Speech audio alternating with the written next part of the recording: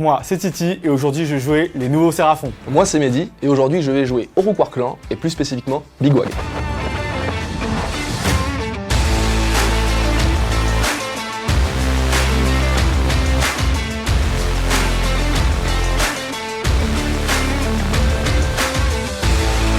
Dans mon armée, j'ai choisi de prendre le trait Starborn. Starborn, ça permet d'avoir accès à deux choses, c'est-à-dire d'avoir un trait qui me donne de l'invocation et un autre qui me donne des points de pouvoir cosmique que je peux dépenser pour déclencher des effets autour de ma toile géomantique. Dans mon armée, on va retrouver un Slann qui sera mon général, qui me permettra de fiabiliser ma génération de points de pouvoir cosmique. Il sera accompagné par le Slann des Slann, Croak, une machine de destruction d'un point de vue blessure mortelle durant la phase de magie, mais c'est aussi un très bon sorcier parce qu'il connaît tous les sorts du domaine des hommes lézards. Pour les accompagner, deux personnages de soutien. Le premier, l'Astrolite Bearer, un Saurus qui porte une bannière qui lui permet d'étendre la portée des sorts de tous les sorciers autour de lui et en plus de donner une bulle de protection que je peux potentiellement améliorer avec les points de pouvoir. Le dernier personnage de soutien, c'est un Skink sur un Troglodyte.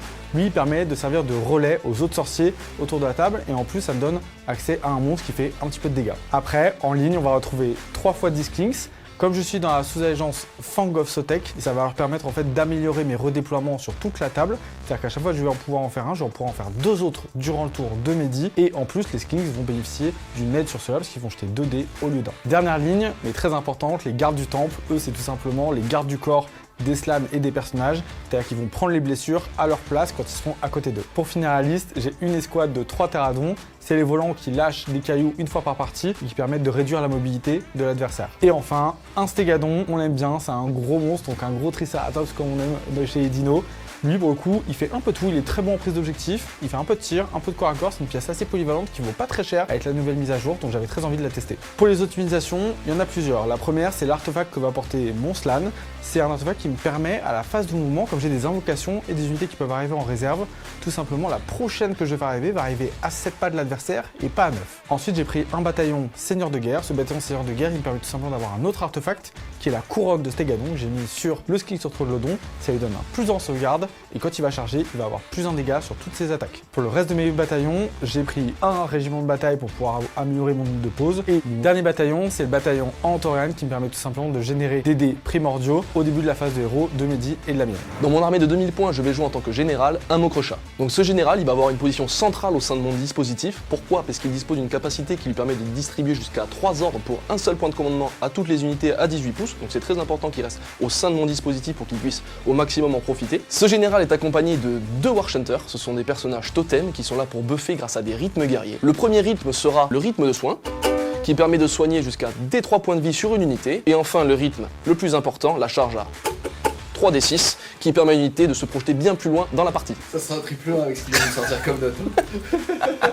Pour finir ce conclave de héros, car ils sont au nombre de 6 dans mon armée, on va retrouver Gobsprak, qui est ma seule occurrence de Kruleboy dans l'armée. Gobsprak, c'est un personnage nommé qui a une capacité spéciale très importante, surtout dans cette saison, qui est Morcadino. Et cette règle dit que si j'arrive à dispel un sort, je vais infliger des blessures mortelles à mon adversaire. A savoir que si cette dispel se fait sur un 10 ou plus, il prendra des 6 blessures mortelles. Pour continuer, on aura un Wernom, donc ce chaman Iron Joe, qui est là essentiellement pour son sort de téléportation. Voilà, il permettra de téléporter une unité Iron Joe n'importe où sur la table. Et pour finir, parmi ces héros, on aura ma pièce préférée, le Wurgok Prophète, le petit danseur Bone Splitter qui est là pour faire des high context avec ses ennemis et exploser un peu n'importe quoi ou se faire exploser la tête.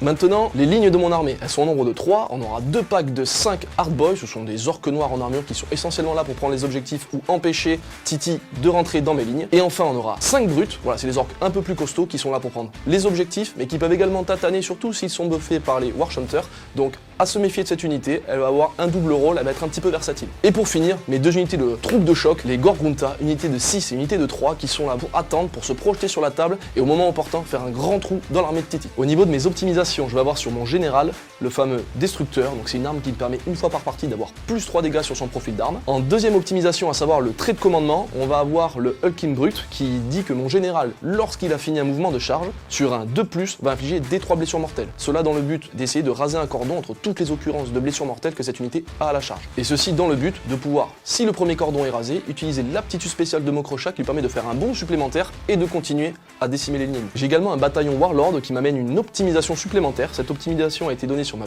petite figurine favorite, à savoir le Wargog Prophète. C'est ce qu'on appelle le masque brillant. Le masque brillant donne une amélioration des protections de 2 points. Comme il a une protection native à 6, il se retrouve avec une protection à 4. Et tout comme Titi, je vais avoir le bataillon Entorian, c'est le bataillon de saison qui nous permet de générer un dé primordial supplémentaire sur un 3+, au début de chaque tour. Alors pour le match-up, c'est la première fois que moi je jouais les nouveaux Seraphons. Je suis super excité à l'idée de tester l'Allégeance Starborn, puis on fera ensuite sur la chaîne l'Allégeance Coalisée qui, on va dire, buff plutôt les Saurus et les nouveaux Raptors, etc. On va tester contre la Big Watt qui a aussi reçu des beaux buffs dernièrement avec la FAQ. Donc je pense que ça va être un match assez équilibré. On a tous les deux des forces, Mehdi c'est plutôt corps à corps avec quand même une belle source de prise de map et de mouvement. De mon côté, j'ai une bonne invocation, une bonne source de dommages dans un certain rayon de distance. Donc la question c'est comment est-ce que je vais réussir à temporiser les vagues d'attaque pour m'aider entre guillemets de mon invocation pour tenir tout au long de la partie. Et mon but dans la partie, ça va être d'amener Mehdi à venir dans mon rayon de menace, c'est-à-dire 18 pas autour de mes slans et de mon troglodyte. La partie d'aujourd'hui, les Wargamers, va se jouer sur le scénario 1 de la nouvelle saison de Warhammer Age of Sigmar. On va donc y retrouver 4 objectifs sur toute la longueur du centre du champ de bataille. Pour le premier round de la partie, chaque joueur marquera un point de victoire s'il en contrôle au moins un à la fin de son tour. À partir du round de 2, le joueur numéro 2 va alors pouvoir choisir justement de quel côté vient la vague et l'objectif collé au bord de table sélectionné vaudra alors 2 points de victoire à la fin du tour de chaque joueur. Pour le reste des objectifs, celui adjacent à celui justement du côté sélectionné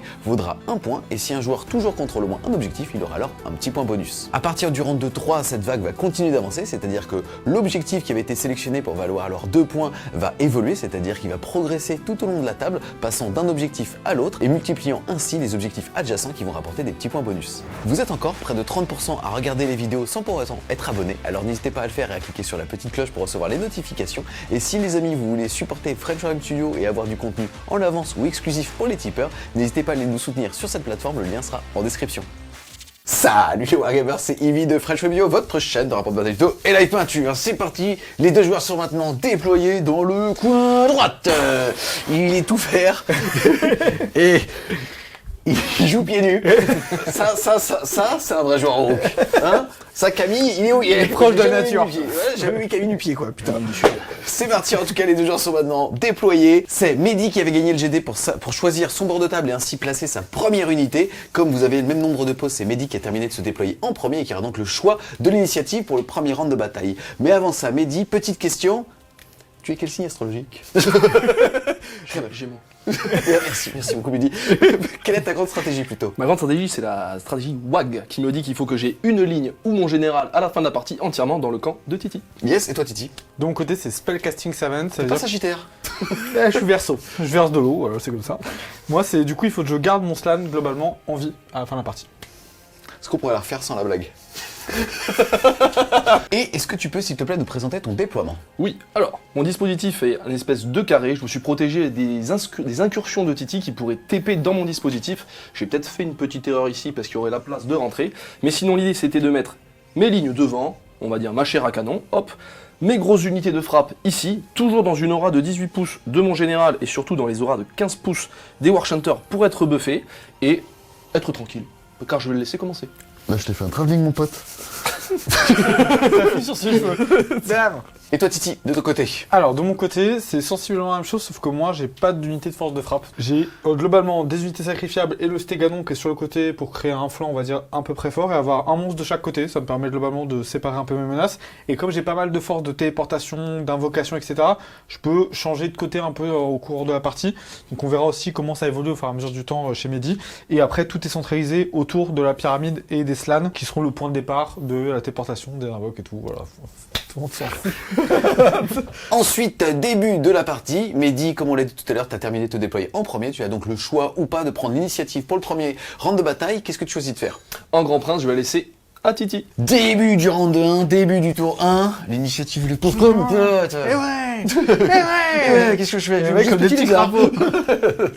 Qu'est-ce que tu vas choisir déjà comme tactique? Alors, on va prendre une tactique, une des tactiques un peu simples à faire de cette saison, c'est sur Hunt and Destroy de choisir 3 unités, et celles-ci doivent être entièrement à 6 pas de bords de table différents. Donc on va choisir tout simplement unité de sking sur le côté, le Stégadon juste là, et je pense tout simplement Croak ici pour garder et marquer 2 points de tactique. Voilà. Phase de héros, est-ce que tu peux nous expliquer comment fonctionnent justement ces fameux points d'invocation ou de buff chez les petits lézards? Absolument. Donc les points, en fait, ils servent à soit invoquer, soit à utiliser des effets sur la toile géomantique. On les génère tout simplement gratuitement déjà quand on a des personnages qui sont soit un Asteroid Bearer, soit un sorcier. Ici, j'en ai 4, donc je vais commencer à 4 points. Et ensuite, à chaque fois, je vais lancer un sort avec succès, donc ne pas dissiper, enlever un Endless Spell ou réussir une dissipation de Mehdi, je vais gagner 1 point supplémentaire. Il n'y a pas de limite à ce que je peux gagner dans le tour, je peux les garder, je les perds pas à la fin du tour, et après je peux les dépenser un peu comme je veux en fonction de ce que je veux invoquer ou pas. Ensuite, particularité des lézards, j'ai 2 slams, donc Croak et un slam de base. Ceux-là peuvent me permettre d'avoir des points de commandement supplémentaires. Je vais tout simplement jeter 3 dés pour Croak, 2 dés pour le slam, sur chaque K+, ça me donnera 1 point de commandement supplémentaire. Donc là, je vais avoir 3 CP de plus, qui fera du coup 5 points de commandement. Là où Mehdi en aura 3. Ensuite, mon action héroïque, je vais amplifier ça, je vais tenter d'avoir un point de commandement sur le slan supplémentaire, sur un 4+. Non, c'est raté. Toi Mehdi, qu'est-ce que tu fais comme action? Je vais faire la même chose sur mon général. C'est comme ça qu'on lance. Ensuite, nouvelle spécificité de la saison, Mehdi et moi on va jeter un dé, et sur chacun des 4+ qu'on va faire tous les deux, on va gagner un dé primordial chacun. Donc on peut au maximum en avoir 2 chacun après ça, et on fera ça à chaque phase d'héros. Et en plus, on a un bataillon qu'on verra juste après. C'est parti, pour l'instant vous allez en avoir 2 chacun, et comme vous jouez chacun le bataillon, sur un 3+, vous en aurez un, par contre ça c'est chaque 3+ perso. C'est ça.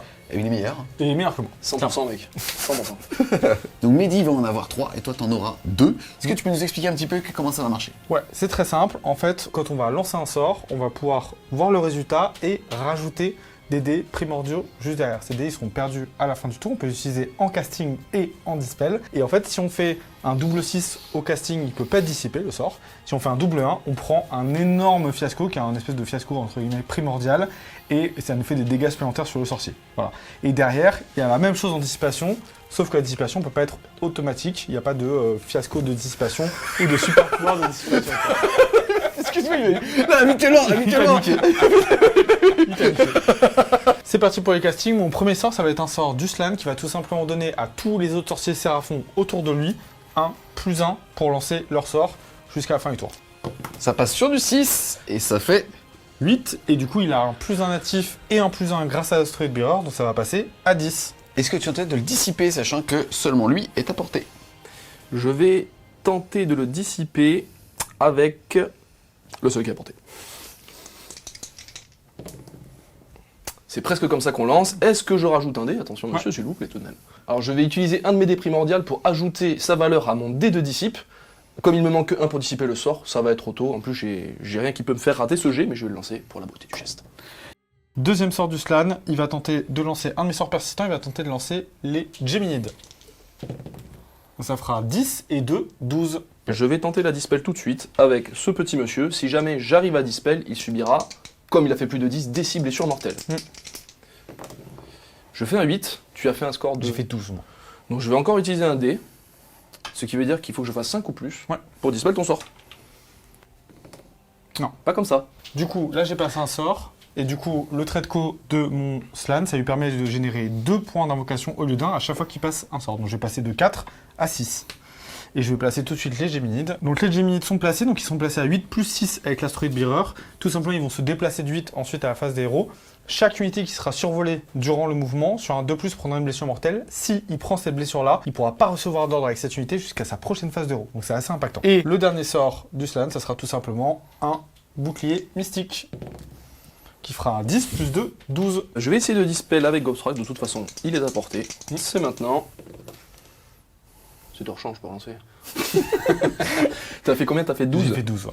12, j'ai fait 7, donc je ne pourrai pas dispel. Du coup, j'ai remarqué 2 points d'invocation et je passe à 8. Ensuite, on va passer au Troglodyon. Il a un sort qui est assez impactant, qui est tout simplement un sort qui me permet de faire un mouvement avec une unité de Skinks à 18 pas de lui. Donc, du coup, 4 et 1, 5, mais j'ai plus 1 avec l'Asteroid Bearer, ça fait 6, ça va passer. Et du coup, je vais choisir une unité entièrement à 18 de moi, je vais choisir les Pteradons, et ils vont pouvoir faire un mouvement normal, sachant qu'ils ont 16 de mouvement. Alors, je vais juste faire pause. Il me reste une dispel car c'est un match de niveau 2. Il a 2 dispels? Tout à fait. Ok, ça marche. Oui. Donc je vais tout de même essayer de lancer ces petits dés. Pas comme ça, monsieur. Et c'est pas dispel. Ensuite, il nous reste Croak. Bon, j'ai pas lancé forcément les sorts dans le bon sens, mais c'est pas grave. Il va commencer par lancer tous les sorts qui sont utiles à longue portée. On va commencer par son sort de dommage, qui est du coup l'appel de la comète. Si je fais plus de 10 au total, donc lui là ça fait 8 et 3, 11, ça passe. Et du coup, je vais pouvoir choisir des 6 unités sur la map et leur infliger des 3 blessures mortelles. On va du coup choisir des 6 unités. Ça sera 6 unités de Mehdi. Son armée, quoi. Du coup, pour mes choix, je vais choisir les 2 unités de Hard Boys, les 3 petits personnages qui sont au fond, qui n'ont pas de protection, et le vautour. On va commencer par ici, des 3 blessures mortelles. Il prendra une blessure mortelle. Ensuite, le premier War Chanter, il prendra 2 blessures mortelles. Le deuxième, 3 blessures mortelles. Le chaman, une blessure mortelle. Et les Hard Boys ici, une blessure mortelle. Et le vautour pour finir, une aussi. Le vautour a une ward à 6. Pas comme ça. Ensuite, on va lancer 3 sorts avec Croak. Globalement, j'ai un sort de buff et 2 sorts qui seront un petit peu dans le vent. Ça me permet tout simplement au moins de générer des points d'invocation. Son premier sort, ça sera un -1 blessé sur une unité Skinks à côté de lui. Ça fera 5 et 3, 8, ça passe. Je vais la mettre sur le Stégadon. Et ensuite, on va lancer un Arcane Bolt qui va passer. Et son dernier, ça sera le Drain de Magie qui me permettra globalement d'aider à dissiper. Ça sert pas à grand chose, mais c'est facile à lancer. Hop, et ça passe. Du coup, ça fait 3 points d'invocation supplémentaires. Fin de la phase de héros, on va faire les effets du décor des hommes lézards. Ouais, ils choisissent en gros un terrain qui est entre 18 et 36 de E et ils peuvent faire des dégâts sur un 4+, où ça peut s'améliorer si le mec est un peu plus près. On va choisir ce terrain-là parce qu'il y a pas mal de monde autour. On va commencer par les Hard Boys sur un 4+. Non, le monsieur avec son masque, oui, il va prendre 3 blessures mortelles. Il a une ward à 4. Il prend 2 points de vie. Ensuite, on a le chaman qui est déjà blessé. Oui, Oh, il va prendre 3 blessures mortelles. il lui reste alors 2 PV. Le War Chanter, non. Non, heureusement parce qu'il lui restait que 3 PV à lui. L'autre War Chanter, oui, il va prendre 2 PV. Il va lui en rester 2. La Mokrocha, elle prendra 2 PV. Et les brutes, non, c'est raté. Il y a plein de dés de l'amour. Hein. Oui, je veux bien un autre dé de l'amour, s'il te plaît. Tiens, j'ai fait bouger les Geminides. Et ensuite, on va enchaîner pour la phase de mouvement. Globalement, ce qui va se passer, c'est que les Skinks là vont venir capturer, enfin se mettre sur ce bord-là. Sur ce scénario, on a besoin de capturer qu'un seul point. Donc, j'ai pas besoin de me livrer en avançant toutes mes troupes, etc. Sachant que là, Mehdi peut avoir un double tour qui peut être très très violent. Ici, le Stégadon va se rapprocher du bord pour assurer. Et on va garder un dispositif global et je pense invoquer un cordon supplémentaire de Diskinks et garder quelques petits points pour le tour suivant. Fin de la phase de mouvement, pas grand chose à noter puisque tu as fait ce que tu avais dit que tu allais faire. On va quand même noter ici le fait que tu as fait un jet de course de 2. Yes, qui était pas ouf, qui t'a permis quand même de survoler la Mokrocha et de revenir en te mettant en plus de 3 de cette unité-là. Par contre, t'es rentré à 9 de ce petit chaman fou avec son masque et très judicieusement, Mehdi a fait un petit redéploiement pour un PC, ça lui a permis de bouger de D6 et d'aller choper un champ de vision sur ce petit gars-là qui fait que il te verra à sa phase de héros. On va pouvoir faire un Zumba Pro player move. Et pro player move. Du coup, on va faire le survol. Le survol est très important parce qu'en fonction des dégâts, ça va faire une incidence. Il jette un dé par figurine survolée, et c'est-à-dire que donc, et sur un 4+, c'est D3 blessures mortelles, t'as réussi les 4, D3, D3, D3. Et ben on va lui mettre 3, 4, 5, 6, 7 blessures mortelles dans la Mokrocha. Et le plus important, il fallait au moins en faire une. Pourquoi ? Parce que ça permet de diviser son mouvement par 2. Voilà. C'est très pénible. Voilà. T'as pas de protection ? Ben non, pourquoi faire ? Et pour finir avec la phase de mouvement, à la fin justement de sa phase de mouvement, Titi a pu invoquer une unité de skin qui est juste ici. Ça sonne la fin de ton tour, tu vas donc marquer au moins un point parce que tu as au moins un objectif, c'est ça. GG. Et aussi tu as réussi ta tactique qui était pour rappel de finir à 6 pouces des bords de table au moins avec 3 unités, les unités que tu avais déclarées. Tu as réussi à le faire, tu as donc marqué 1 plus 2, 3 points pour ton tour 1.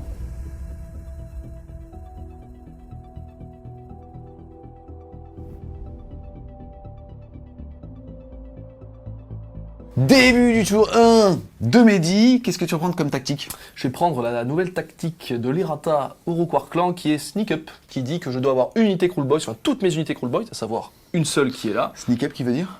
Se faufiler. On dit en français alors. Qui doit se trouver à 3 pouces d'un décor et qui ne doit pas être engagé à la fin du tour. Il y a assez peu de chances que ça arrive, donc on va dire que c'est 2 points. Cadeau. De ce côté-là, il joue qu'une seule unité Cruel Boy, ça veut dire qu'il a juste pas à bouger, ou en tout cas à rester à 3 pouces de ce décor, potentiellement pourquoi pas par là ou quoi, pour pouvoir justement la marquer. C'est parti, on va regarder au niveau des dés primordiaux, combien est-ce que vous allez en générer, 4+, un seul pour tous les deux. Ouais. Ensuite, ils ont toujours leur bataillon qui leur permet d'en avoir un sur du 3. Ah, tous les deux vont en avoir un, Mehdi va t'en rester 3, et Titi va t'en rester 4. Phase de héros, comme t'es le joueur opérant, tu peux faire ça dans n'importe quel sens, c'est-à-dire tu peux d'abord faire ton action héroïque, d'abord faire des aptitudes, et après seulement choisir ta tactique. Dans quel ordre tu veux le faire? Tout à fait. Alors, j'ai une aptitude qui ne se fait qu'en début de phase de héros, qui est le masque du Bourgog. Le masque dit que je peux sélectionner une unité visible à 12 pouces de moi, lancer des dés sur 3 pouces, faire des BM, et continuer à roll le dé jusqu'à ce qu'il meure, que je meure, parce que si je fais 1 ou 2 sur ce dé, c'est moi qui prendrai les BM, et c'est un jeu dans le jeu. Tu sais à quoi ça me fait penser? Tape aussi fort que t'es con. Et on va voir si t'es con. Alors, on va regarder aussi fort qu'on est con. On va voir. Donc je vais jeter ce dé. Sur 3+, je lui ferai D3 BM. Sur 1 à 2, je subirai des 6 blessures mortelles. À savoir que le premier jet, je ne subirai pas les blessures mortelles, même si je fais 1 ou 2, et je pourrai continuer à roll le dé. C'est parti. Sur un 3+, oui, il va prendre D3 BM. Une BM. C'est timide. On va Tu continuer à continues roller le dé. Allez. Sur 3+. Je vais prendre des 6 BM. Ça, c'est le meilleur. Je vais prendre 2 BM. J'ai une Protection à 4. Protection à 4. Et je Allez, vais- une BM, il te restera 3 PV. Alors non, il y a ce petit coquin à 7 points de vie. Moi, Oh là là 4. là. Je continue sur 3 un plus. Allez. Oui, je vais prendre des 3 BM. Une BM, c'est très très timide. Continuons. Oui. Allez, Des 3. 6. 2 BM, ce qui Ça fait fait 4 points de vie. ouais, Donc déjà un un mort. mort et un point de vie. On va continuer. Non, je vais prendre des 6. J'en prends qu'une. J'ai une ward à 4 que je vais évidemment tanker. Comme ceci. Très Et timide. je vais continuer. Non. Aïe. Toujours une mortelle dans ta gueule. Il est très très timide, même contre lui-même. Je prends 2 points de vie. Donc là, on commence à se poser Il des te reste questions. Parce que je ne vais tuer qu'un malheureux piaf. Continue. Voilà. En fait, faut savoir qu'au niveau du fluff, c'est tout simplement que Titi regarde le masque et bah, justement ne peut pas détourner son regard. Voilà. Alors ça m'embête parce que si je le perds T1, c'est quand même assez désagréable. Mais j'ai vraiment fait des jets pourris. Je pense que je vais me chier dessus.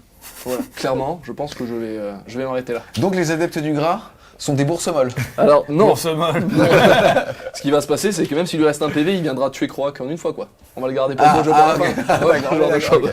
C'est pour ça. Donc je vais m'arrêter là. J'ai enlevé 4 points de vie, Titi. Ouais.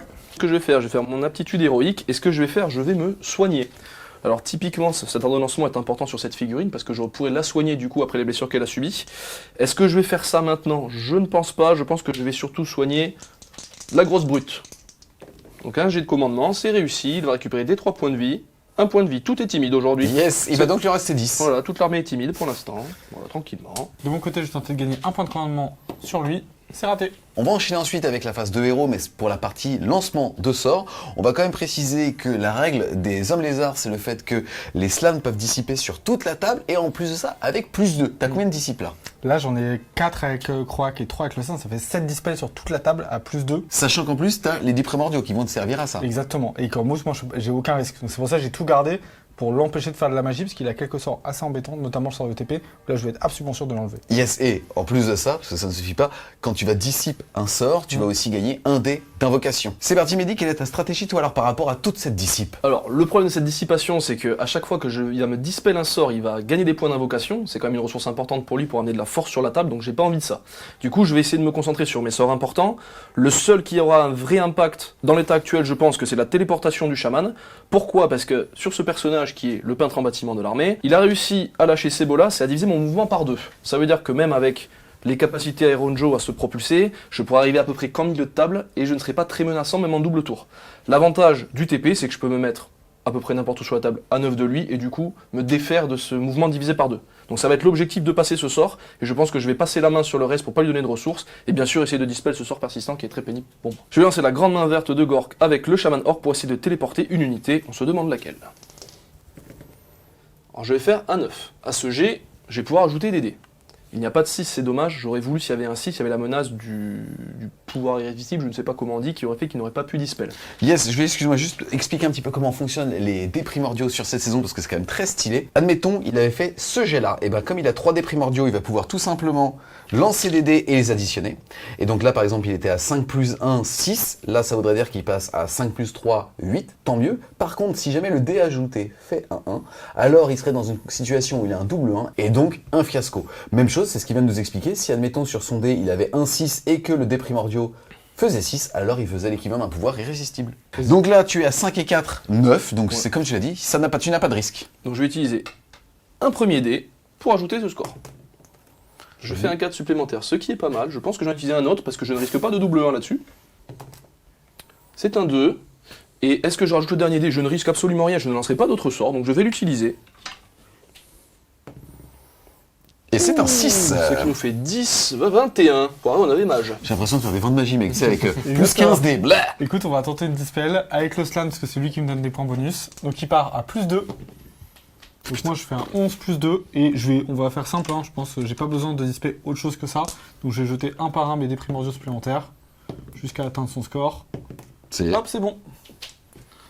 Et voilà, il me reste un de côté au cas où. Poup. J'ai dispel, du coup j'ai gagné 2 points parce que c'était mon slan. Pour poursuivre le tour, je vais, avec le sorcier qui reste, ils vont pas lancer de sort, ils vont essayer de dispel les Géminides. La barre de lancement, c'est ici, 6. c'est 6, donc c'est sur un 7. C'est raté, elles resteront en place. Alors, je joue la sous-allégeance Big Wag, en fait, cette sous-allégeance dit qu'il va y avoir un stacking de points tout au long de la partie qui va me donner des buffs à l'armée. Chaque point est marqué d'une certaine façon. Au début de mon round, je vais jeter un D6 si mon général est en vie. Je vais avoir plus 2 si un Warchanter est en vie. Je vais avoir plus 1 si j'ai un Shaman Bone Splitter en vie, à savoir le masque, une des raisons pour lesquelles je ne voulais pas le perdre. Et j'ai également une aptitude héroïque qui peut être utilisée au début de chaque tour, mais je ne l'ai pas fait ce tour-ci. Donc je vais lancer mon D6, du fait que mon général soit en vie. Et superbe 1, ce qui me fait un total de points de WAG de 4 points. Du coup, les Géminides sont un sort prédateur, ce qui fait qu'ils bougent à la fin de la phase de héros de Mehdi et de la mienne. Ils bougent de 8, là je vais essayer de survoler le maximum d'unités. Je dois quand même m'arrêter à un pas après. Je pense que j'aurai au moins les Hard Boys. Sur un 2+, je leur mettrai une blessure mortelle. Ils ne pourront pas recevoir d'ordre jusqu'à la prochaine phase de héros. Ici, je pars plutôt par là, tout simplement parce que j'ai envie de menacer ce côté-là et que la Mokrocha puisse pas prendre d'ordre. Donc je me rapproche d'elle, sachant qu'elle est limitée en mouvement, pour qu'au prochain tour, je puisse potentiellement enlever son ordre, parce que s'il peut pas lancer d'ordre, ça veut dire qu'il peut pas donner 3 ordres, donc c'est assez important pour moi. Donc il y aura un de plus ici pour une blessure mortelle. C'est réussi, je vais tuer un Hard Boys, mais t'as une protection à 6. Protection à 6. Hop, j'en tue un. Poup, poup, poup. Et du coup, eux ne recevront pas d'ordre jusqu'à la prochaine phase d'héros. Je vais activer mes Warchanters qui ont 2 capacités. La première, c'est la frénésie de violence, donc capacité connue qui permet de donner plus un dégât à une unité Iron Joe Wally Within 15 de ces unités. Est-ce que ça va être impactant sur ce tour? Peut-être pas, mais on va quand même les lancer. Donc je vais utiliser frénésie de violence avec un Warchanter ici et un autre sur le Mokrocha, même si je pense qu'il est un petit peu loin. Si je mesure ici... Non, je vais mettre les 2 sur les unités de Gorgunta. Du coup, je vais utiliser le rythme que je peux utiliser en phase de héros, à savoir celui de ce Warchanter, qui permet sur un 3+, de soigner une unité de D3 points de vie.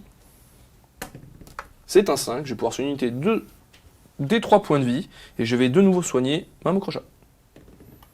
3 points de vie, c'est très bien. Il lui reste donc 13 PV. Tout à fait. Pour finir la phase de héros, je vais utiliser l'aptitude Mighty Destroyer de la Mokrocha. Cela dit que si une unité est à moins de 12 unités ennemies, elle peut déclencher une charge, essayer de réussir une charge, et si elle a plus de 12 pouces, essayer un mouvement. Donc du coup, Elle essaye beaucoup, hein. Ouais, elle essaye. Effectue un mouvement. Du coup, le général va lancer Mighty Destroyer sur cette unité de cochon qui est Wally Within 18, et comme elle est à plus de 12 unités, elle va pouvoir faire un mouvement normal, et cette unité de brute va pouvoir tenter une charge, de même que la Mokrocha, mais je pense que je ne vais pas le faire avec la Mokrocha. Voilà pour le mouvement des Gorgunta. Ensuite, jet de charge pour les brutes. Hop, c'est une charge à 4 pouces. Ce sera largement suffisant. Et pour finir, le troisième arbre que je peux me donner, toujours pour le même PC, je vais le donner sur lui-même, ça me fait une charge à 6 ou 7, on va déjà lancer les dés. Ça te fait surtout bouger de 2d6. Voilà, exactement, c'est un 8, c'est suffisant. Est-ce que tu fais de la BM? S'il vous plaît, monsieur, oui, bonjour. Hop là, oui. Alors, le général vient de finir une charge sur les Terradons, il a le trait de commandement Hulking Brut qui lui permet sur un 2+, d'effectuer D3 blessures mortelles sur sa cible. Je vais lancer le dé. Je fais 1, n'en parlons plus. C'est bien, Stratco. Donc phase de mouvement, qu'est-ce que je vais faire? Je vais essayer un petit peu de prendre la table et de m'avancer. J'ai une position de menace de double tour, ce qui est important pour mon armée. Donc il faut que je me place en position pour le menacer d'un double tour et essayer de faire des choses en plus ce tour, mais rester hors de portée de Croak au cas où je ne l'ai pas, parce que sinon il va pouvoir amaigrir mes troupes.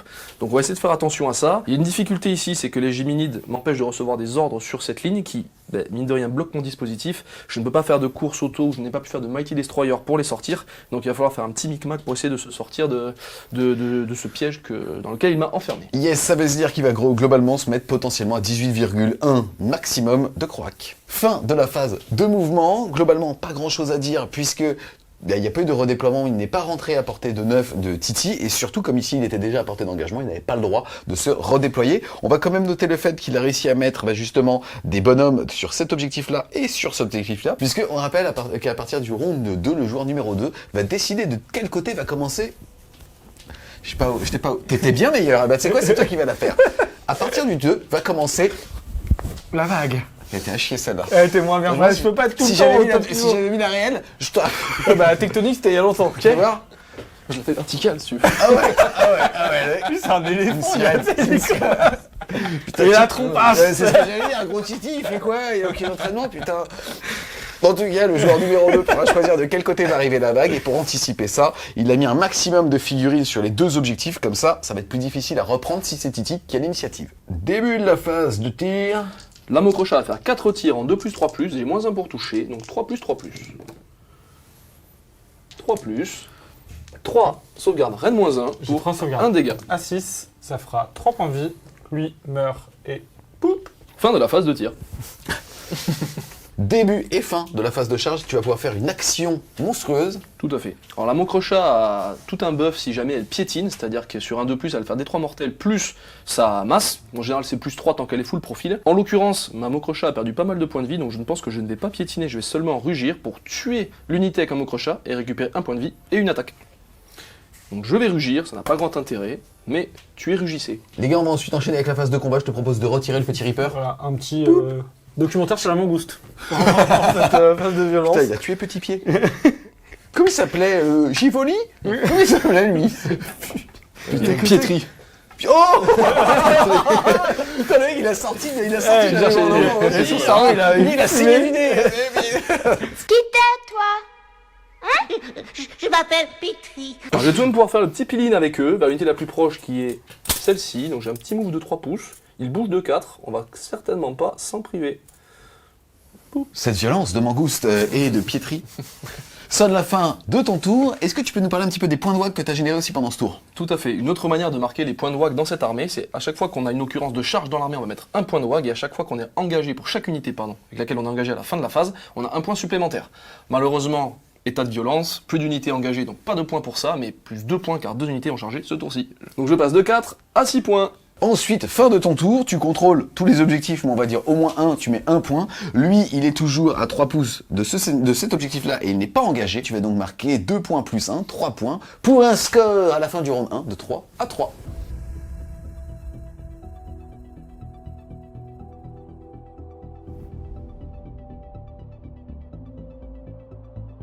C'est parti les gars, j'ai l'initiative pour le début du round de 2 et ça va être un 4 et un 5, c'est donc pour Gros Titi. Est-ce que tu la prends? Le choix de la vague. On rappelle, soit Gros Titi décide de pouvoir jouer en premier, auquel cas c'est Mehdi qui va pouvoir justement choisir le côté de la vague. Globalement, je pense que si c'est Titi, il va choisir ce côté-là, et si c'est Mehdi, il choisira peut-être l'autre côté, encore que vos deux flancs sont forts là. Je pense que je vais choisir la vague.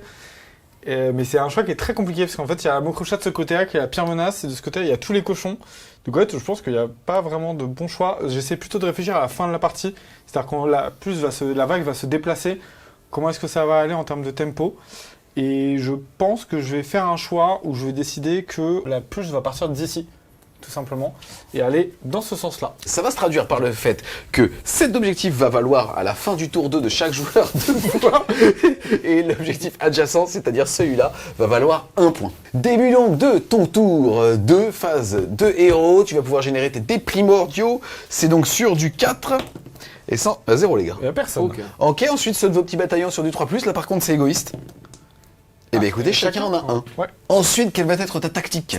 Alors je vais utiliser la nouvelle Battle Tactique Iron Joe, comme ça on aura tout montré en 2 tours, qui consiste à avoir 2 unités à 3 pouces du centre de table Iron Joe pour marquer 2 points. Ensuite, action héroïque. Action héroïque, je pense que je vais continuer avec la saucée que j'ai pris de BM au tour d'avant à me soigner.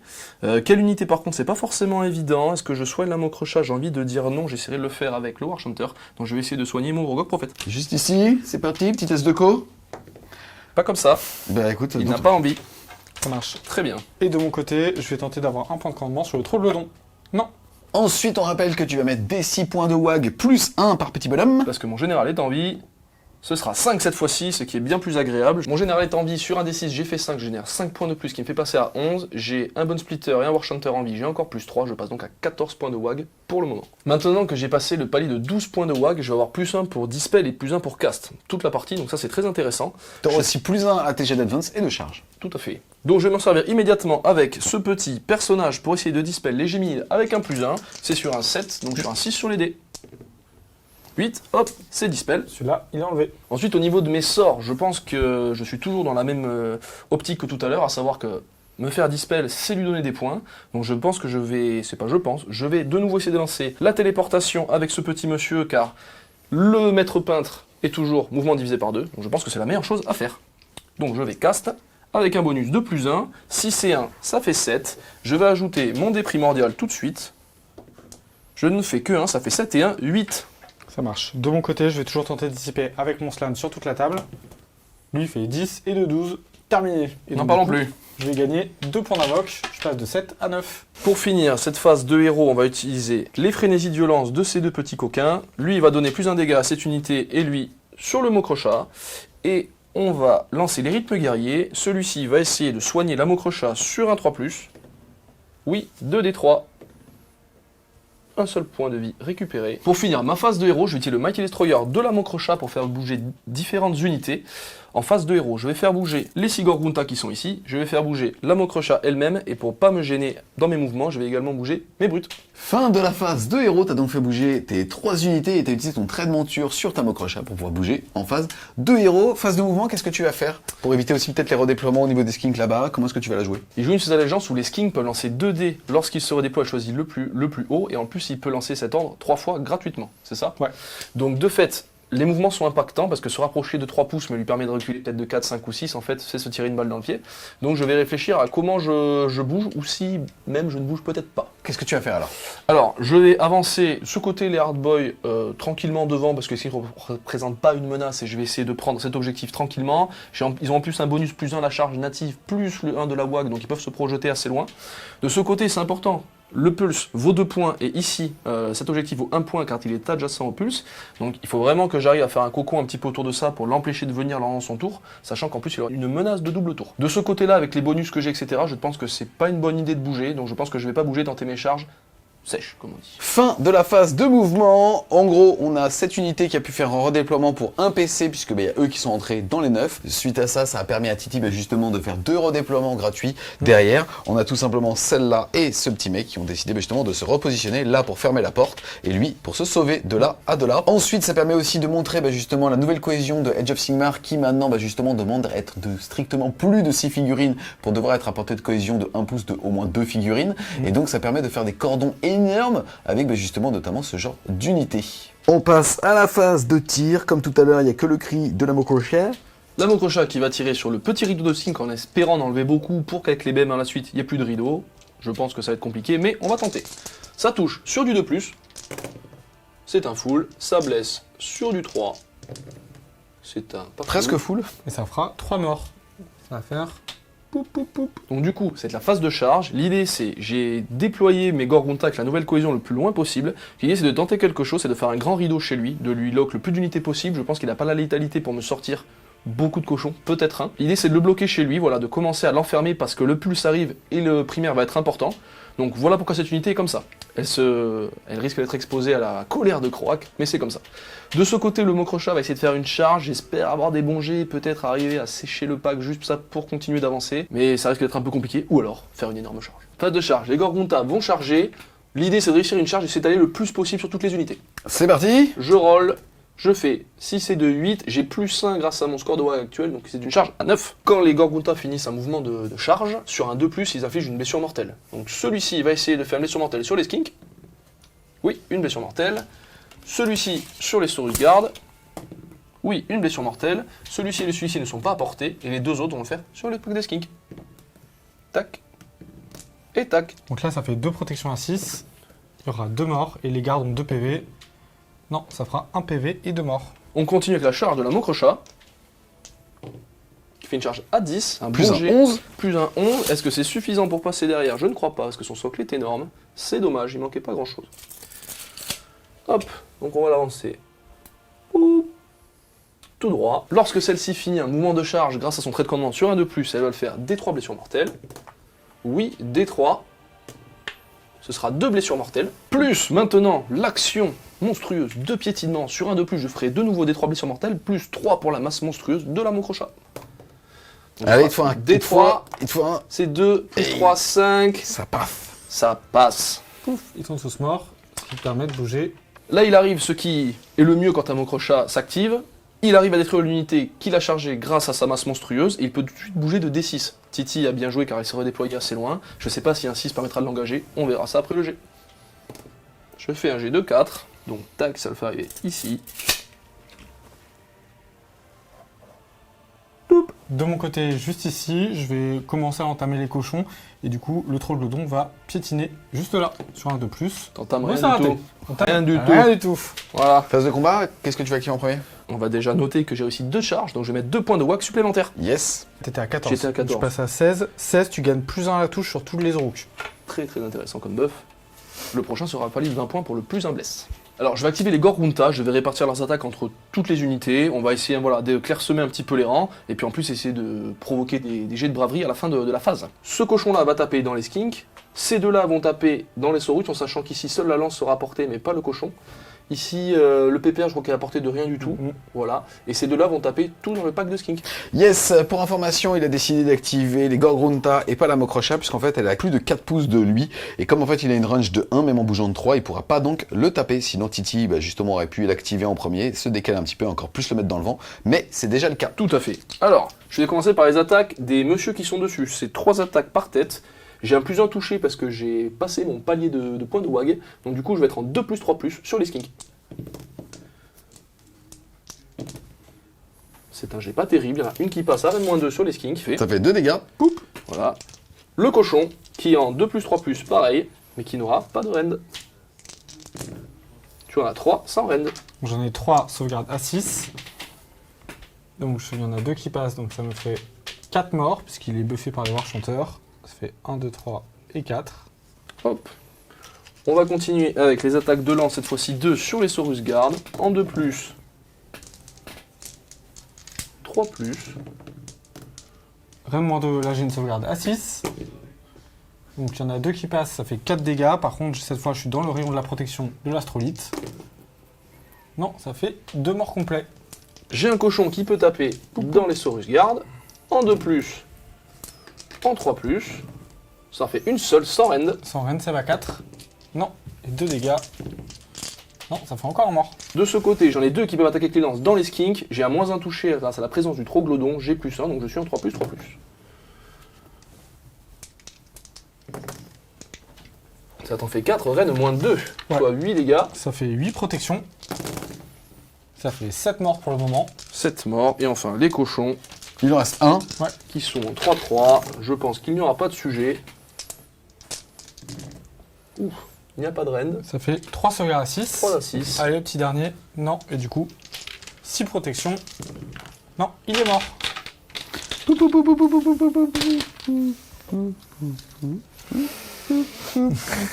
Hop là. C'est parti. Le troglodyte, il va tout mettre dans les cochons. J'ai donné 1 + 1 à la touche. Il a 3 attaques de gueule qui peuvent faire des blessures mortelles s'il fait tuer des 6. Ça fait 6, donc ça fera 3 blessures mortelles. Une touche, je blesse à 3. Une sauvegarde à -1 pour Mehdi. Non. Non, ça fait 3 dégâts, donc ça fait 6 PV. 6 morts. 2 attaques de pattes, touche à 3. Là, ça fait plus de blessures mortelles, blesse à 3. Une à -1 pour 2 dommages. Sauvegarde à 5. Nope. 2 attaques du mec dessus, 2 touches, blesse à 4, rien du tout. Ça fait donc 8 PV. 8 PV. Si j'enlève celui-ci, je serai toujours engagé avec les skins, donc je vais enlever celui-là. Ok. Et je vais infliger 3 dégâts à celui qui est avec Jean-Michel Troglodyte. C'est mon tour d'activer, je vais pouvoir activer la Mokrocha et Pailin pour me rapprocher du Troglodyte. Le problème c'est que si je fais ça, je vais rentrer à un petit pouce dans l'aura fatale de Croak, donc je vais m'abstenir et attendre pour ne pas me prendre le déluge de BM, sauf s'il décide de se téléporter. Les amis, il reste encore 2 unités activées à Titi, ça et ça, mais ça va être beaucoup de GD pour finalement peut-être que 1 ou 2 PV sur les cochons. On va faire ça hors cam. Fin de ton tour. Globalement, ici, bon, t'avais perdu un cochon, t'as fait un test de braverie, t'as perdu un deuxième cochon à la braverie, mais il lui restait qu'un petit PV, donc c'est pas trop grave. Derrière, Titi, il a immunisé son pack de skink, qui est juste ici pour pouvoir certainement le laisser reloquer, ou en tout cas faire des bulles d'interdiction de 3 pas, blablabla. Et il a justement réussi avec les... Ouais, ici, ouais. Ici. C'est parti, on va donc calculer le nombre de points que tu vas marquer. Tu contrôles au moins un objectif, la réponse est oui. Tu contrôles au moins l'objectif qui veut 2 points, la réponse est oui. Tu contrôles l'objectif adjacent, la réponse est oui. Tu mets donc 4 points De primaire. de primaire. Et derrière, ta tactique était d'avoir 2 unités au centre de map. C'est réussi, tu as donc marqué 6 points. Tu étais à 3, tu passes à 9.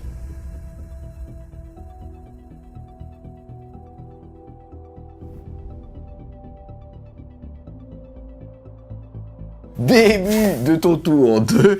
Qu'est-ce que tu vas faire, mon Titi? Alors en battle tactique, on va prendre l'appât et le piège. C'est ma préférée en termes de nom, elle est assez stylée. En gros, il faut que je retraite avec 2 unités à ce tour-là et que je charge avec 2 unités. Donc en plus, c'est assez cool, il y a un vrai séquencement où du coup tu tends un piège et derrière tu as les unités qui vont charger. Donc je vais globalement retreat avec les 2 qui ont survécu ici et envoyer le Stégadon, soit des Skinks en opportunité juste pour faire la tactique, mais normalement il devrait pas trop me tuer, ça devrait aller. Soit une autre unité, je peux envoyer même Croak si j'ai envie vraiment juste de charger pour faire ma tactique. Ensuite, là, à ce tour-là, c'est assez simple. Faut que je commence à me débarrasser des personnages annexes. En fait, on voit qu'aussi il a pas le plus 1 dégâts, etc. Il fait pas si mal que ça. C'est un peu le problème de l'Iron Joe, c'est que quand il a plus les petits personnages annexes, donc je veux essayer de tuer le Mister là-bas, les 2 Warchanteurs, me débarrasser des cochons ou les laisser très très affaiblis, ça soit plus une menace. Et il faut que je reste au scoring. Ça fait beaucoup de choses. Donc peut-être que je vais devoir laisser un tour de pulse ou un objectif pour rester dans le match. Mais mon but c'est vraiment de faire ça. J'ai dépensé beaucoup de CP, mais c'est pas très grave parce que j'ai mes 2 slams qui vont m'assurer de remonter. Et donc en dégâts, on va déchaîner les enfers globalement ici, potentiellement aussi un peu autour de la table parce que je vais sûrement me téléporter. C'est parti, on va aussi regarder combien de dés primordiaux vous allez générer à ce tour-là. Yes, on est parti. 4 plus, et ben 0 encore de ce côté-là. 0. Ensuite votre bataillon. Et donc Titi, il va passer à 2 et Mehdi va rester à 1. Ensuite, j'ai du coup toujours mes 4 ressources naturelles de points d'invocation, donc je vais gagner plus 4. J'étais à 9, je vais passer à 13. Petite parenthèse sur l'action héroïque de Titi, j'ai changé de côté puisqu'il a décidé de TP, c'est l'action héroïque justement des hommes lézards, avec son slan juste ici, pour s'éloigner un petit peu justement de par là-bas. Enfin de la dissipe surtout en fait du mec qui met de la blessure mortelle s'il arrive à dissiper. Toi de ton côté mon petit Mehdi, qu'est-ce que tu vas faire comme action? Alors je pense que je vais soigner ce petit monsieur qui est toujours une menace, sachant que le Mokresha est hors de portée de Croak et que le TP est passé là, je suis assez tranquille à ce niveau-là, donc je vais soigner ce monsieur. Ok, petit test de co. Oui. Enfin, passe des 3. Une. Il lui reste donc 3 PV. On est parti, premier sort du slan, ça va être de donner plus 1 au cast à tous les autres sorciers hommes lézards. On va faire 4 et 1, 5. C'est pas incroyable. Je vais du coup utiliser un dé primordial pour au moins faire mon sort passer et du coup forcer une dispel côté Mehdi. On y va. 2, ça passe au moins. Donc 3, 4, 5, 6 et 1, 7. Voilà. Je vais automatiquement essayer une dispel parce que c'est un sort impactant. Je lance 2 dés, je fais 3.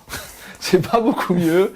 Est-ce que j'utilise un dé primal pour faire ça? Faudrait que je fasse 5 ou 6. Ouais. Je ne vais donc pas l'utiliser. Du coup, ça passe. Je vais gagner du coup 2 points d'invocation. J'étais du coup à 13. Je vais passer à 15. Autre sort, notre ami va lancer du coup mon deuxième sort persistant. Ça sera le Pendulum. Donc ça fera 4 et 2. Cette fois j'ai plus 2. Donc ça fait 4 et 2, 6. Ça va rater. C'est un peu la tristesse cette phase de magie. Mais je pense qu'on va continuer à prendre le risque. C'est timide. Ouais. C'est ça. On va continuer à prendre le risque et je vais lancer du coup mon dé primordial supplémentaire. 5, ça me permet de passer. Il n'y a Sorcier plus de à portée. distel pour le coup à 30 pouces de ce mec là-bas, ça va donc passer. Hop. Il va donc placer le sort dans un rayon de 8 pouces du personnage, ensuite il va pouvoir le faire bouger de 8 mais toujours dans la même direction, et c'est pour ça que si vous regardez avec les détails, il l'a mis pile poil dans l'angle, bah justement, d'au moins un perso, peut-être plus tard, mais là il aura le temps de bouger. C'est ça. C'est une belle brochette. C'est ça. Ensuite, le dernier sort du slan, ça sera du coup Drain de magie pour baisser la dissipation des futurs sorciers du côté Mehdi. Là, ça fait 8 et 2, 10. Je n'ai rien apporté de dissipation. Donc ça passe. J'ai repassé du coup 2 sorts, donc ça me fait plus 4. J'étais à 15, je passais à 19. Ensuite, on va lancer le sort de notre ami. Il est très important parce qu'il permet de diviser par 2 la charge et la course de toutes les unités à 3 pas d'un bâtiment. Donc, ou en tout cas d'un décor. Et qui va tenter de lancer sur ce terrain-là. Ça fait 9 du coup, et j'ai plus 2, parce que du coup je suis à portée de mon astroïde, et j'ai le sort du slan qui marche sur toute la table. Ça fait 9 et 2, 11. Donc du coup, c'est cette unité-là, la Mokresha et les brutes ici. Du coup, charge divisée par 2 et course divisée par 2. Et pas désengagement. Exactement. Ça, c'est fini pour lui. Donc on a gagné 1 point, je suis à 20 points d'invoque. Et ensuite, c'est parti pour le déluge de feu de notre ami Croak. On va pas faire compliqué, on va commencer par l'appel de la comète, qui fait qu'en gros, que sur toute la table, je peux faire D3 ou D6 si j'ai fait plus de 10. Donc là, on fait 11, plus du coup 4 en casting, parce que là, j'ai minimum buff, donc là, je suis à plus 4.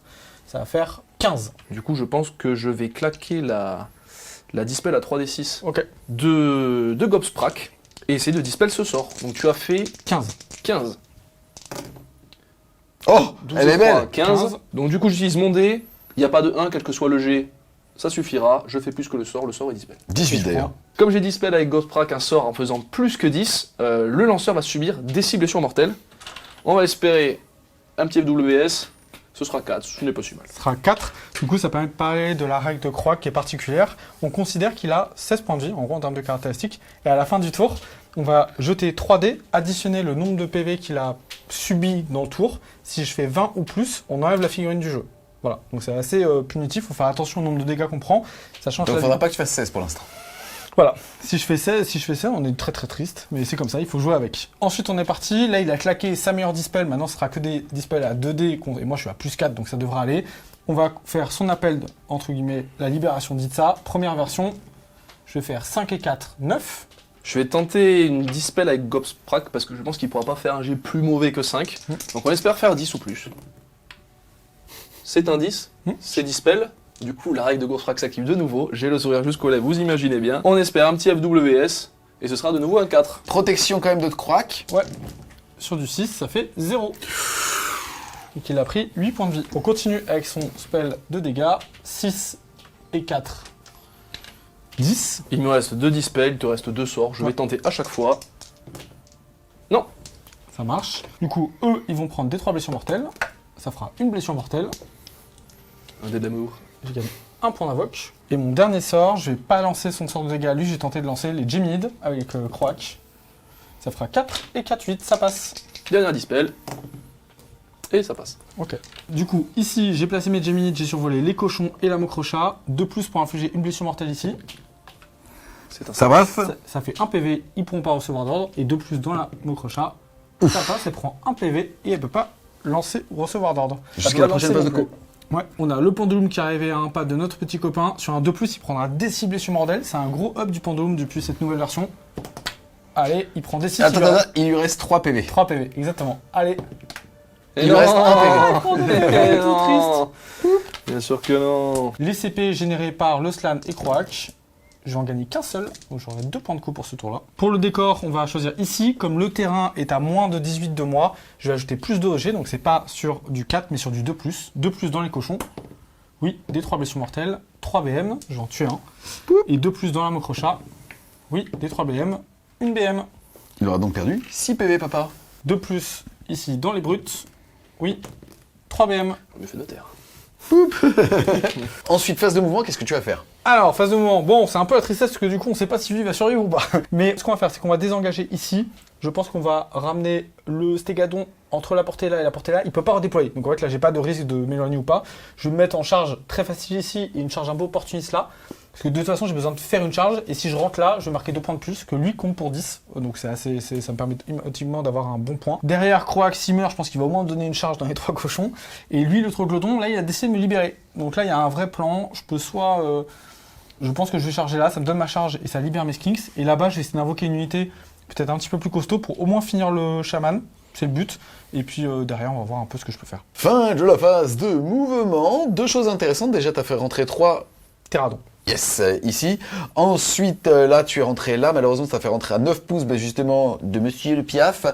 Et il a pu donc faire un redéploiement, mettre son doigt de pied dans l'objectif. Ça fait que pour l'instant, il y a 2, 4, 6, plus 8 contre 5, 11 contre 10. C'est ça. Ensuite, phase de tir. Ensuite, phase de tir, on va du coup commencer par nos petits copains, les Terradons, qui vont tenter de finir le match. Ah, il reste un PV. Allez, on touche à 4. Hop, et on blesse à 3. Ça lui fera 4 blessures à -1 pour 1. Serein ou pas serein, mec là? J'avoue que je suis timide. Il sent rien, mec, il a trop fumé. Ok. On va commencer par le troglodyte en tir. Le troglodyte, on va mettre 3 tirs dans l'unité de cochon qui est juste là. C'est 3+, il fait des 6, ça fait des blessures mortelles. Non, C'est un fou tout de même. à 3, ça fera 2 blessures sans reine pour dégâts 2. C'est la 4. Une seule. 2 PV. Ici, je vais mettre mes 3 tirs de Sarbacane dans le War Chanteur là-bas pour essayer de le freiner. En plus, je crois qu'il te fait coucou. Il fait coucou. Il lève les bras, il fait... Zanda, ça touche à 3. Et ça blesse à 3. Il prend Ça 3 s'appelle un blessures full. à -1 pour dommage 3. 3 à chaque fois. Ouais. Ah oui, donc il faudrait faire que des 5 là-dessus.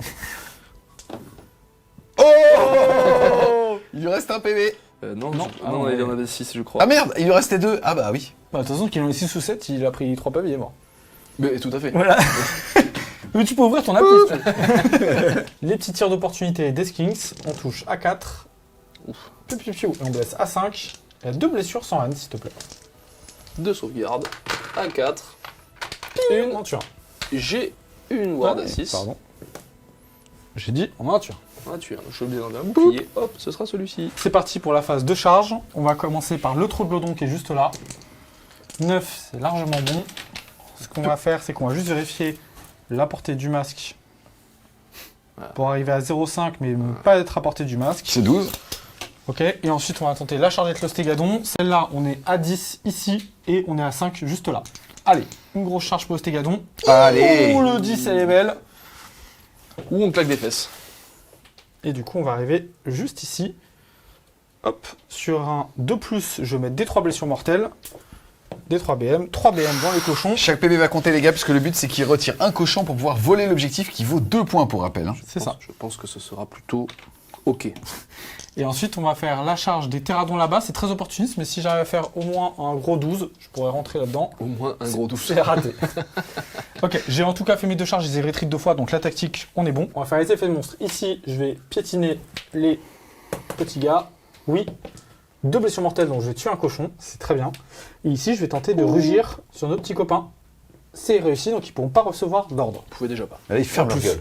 Voilà, c'est une très bonne idée, bien joué Thibaut, on adore. Et du coup, on va commencer à taper avec le trou de lodon. En plus, il a chargé, donc avec mon artefact, je vais avoir plus 1 dommage sur toutes ses attaques. Début de la phase de combat, le stégadon va gagner plus 1 en sauvegarde contre eux. Les mecs sont insortables. Chacun sa boule, on dit. Le trou de lodon, les blagues sur un gros titi parce que ça faisait pas aux enfants. il va prendre un plus 1 à la touche. J'ai toujours pas Si. vu traverser un entier. C'est YouTube Analytics, on a plein d'infos. Le trou de lodon, le trou de lodon, il va donner plus 1 à la touche juste ici. Il va toucher à 3. Donc là, je fais 2-6, donc ça fera 6 BM. Tout simple, voilà. Tu joues tout seul comme ça C'est comme ça, c'est comme ça. Tu veux pas que je t'aide, tu le dis. Non, ça fait 8 BM parce que je suis en charge et du coup j'ai plus un dégât sur mes armes. De coup de pied là, ça fait une touche qui va blesser à -1 pour 3 dommages. Ça y va, 5. Non, donc ça fait 11 PV pour l'instant. Et ensuite 2 attaques, du skinks, 2 touches. Et 2 blessures à -1 pour D3 plus 1. 5. Tiens. Oh, elle est belle. Qu'est-ce que tu dis là? Bah tu prends 11 PV quoi. C'est pas grave. Il lui reste donc 2 points de vie. À toi. Je ne peux pas pile-in pour faire en sorte que tu engages mon petit vautour. De fait, lui doit rester à 2. Lui doit. Donc il va se rapprocher pour se mettre à 1. Lui va se rapprocher pour se mettre à 1. Tac, on va le faire comme ça. Et comme ça. Tac. Vas-y. Je n'utilise aucun PC, je n'ai aucun buff, donc ça va taper mou du gland. Donc les messieurs en 3+3+. T'as plus 1 à la touche, hein. Touche à 2, hein. C'est vrai ça. Il n'y avait pas de. Ça fait 4. 3, pardon. Reine -2. Donc Rennes -2, j'ai plus 1 en sauvegarde natif et je me donne plus 1 avec mon dernier CP. Ça fait que je vais rester à 4. D'accord, bah ça fait 3 points. Et ensuite, les cochons en 2+. 3+. Il n'y a pas de reine, me semble-t-il, sur les attaques des cochons, soit 6 en reine, 6 à 3. Et bah 6 en sauvegarde à 3. Je reprends 2 PV. J'ai perdu 5 PV, il m'en reste 9. On est parti pour le stégadon. Les grosses cornes du stégadon touchent à 3. C'est les attaques les plus importantes parce qu'elles sont de dégâts très améliorés. Une à -1 pour dommage 4. 5 plus. Tiens, Oh. 4 dégâts dans le vent. regarde, tac. 2 attaques, La corne. 2 gueules, une touche, on blesse à 3, une à -1 pour 2 dommages, À 5. Pas comme ça. 2 PV. Et après on a 5 attaques, entre guillemets, 2 pattes, à 3. Oh là là là là. Blesse à 3. Fais la même chose sur Croac, la game va être rapide. Hein. Calme sauvegarde à -1 pour 2 dommages. À 5. 2, 4, 6 PV. 6 PV. 3 et 3. J'active le Gorgunta qui n'est pas un chef, donc c'est 3 attaques en 3+, parce que j'ai plus 1, mais il me le met -1, ça fait une seule attaque, ça blesse à 3, et une reine -2. J'ai plus 1, il me reste une save à 5. Tanké. Il est désagréable. Et enfin, les attaques de sabot en 3+, en 3+, de sans rend. Save à 3. Oula. Hop là, On va prendre les sabots le- pointus. Ça fait 4 protections. Oula, pas comme ça non fait, plus. bah, ça fait 4 PV. Hein. Et tout de même. Juste il reste 8. On passe à la phase de bravoure, c'est-à-dire la phase de morale. Ici, t'as un test à -2. Voilà, alors ce qui se passe, c'est que il me reste un PC. Je vais utiliser l'ordre ici parce que je ne peux pas me le donner là-bas malheureusement. Ça ne sert pas à grand chose, mais bon, autant utiliser le PC qui ne servira plus Yes. à rien.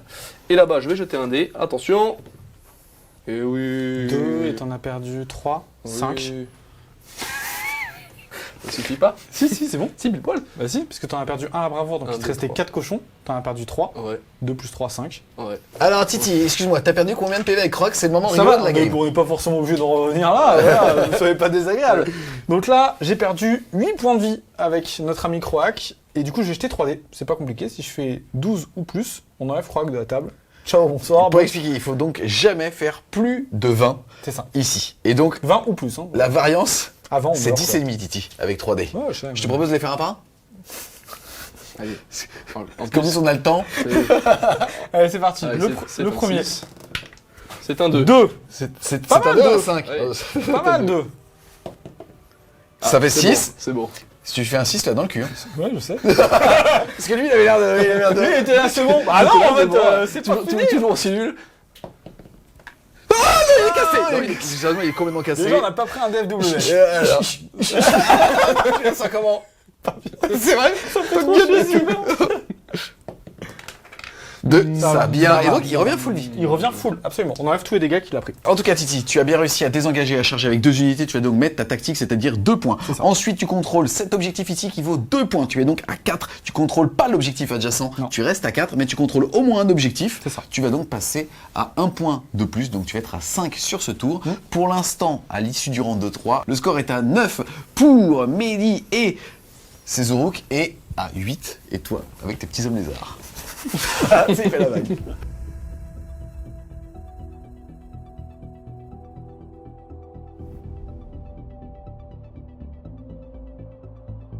Début du round de 3, j'ai l'initiative. En cas d'égalité, C'est Mehdi qui gagne. écoute, c'est Mehdi qui gagne. Je pense que ça va dérouler comme du PQ, comme on dit.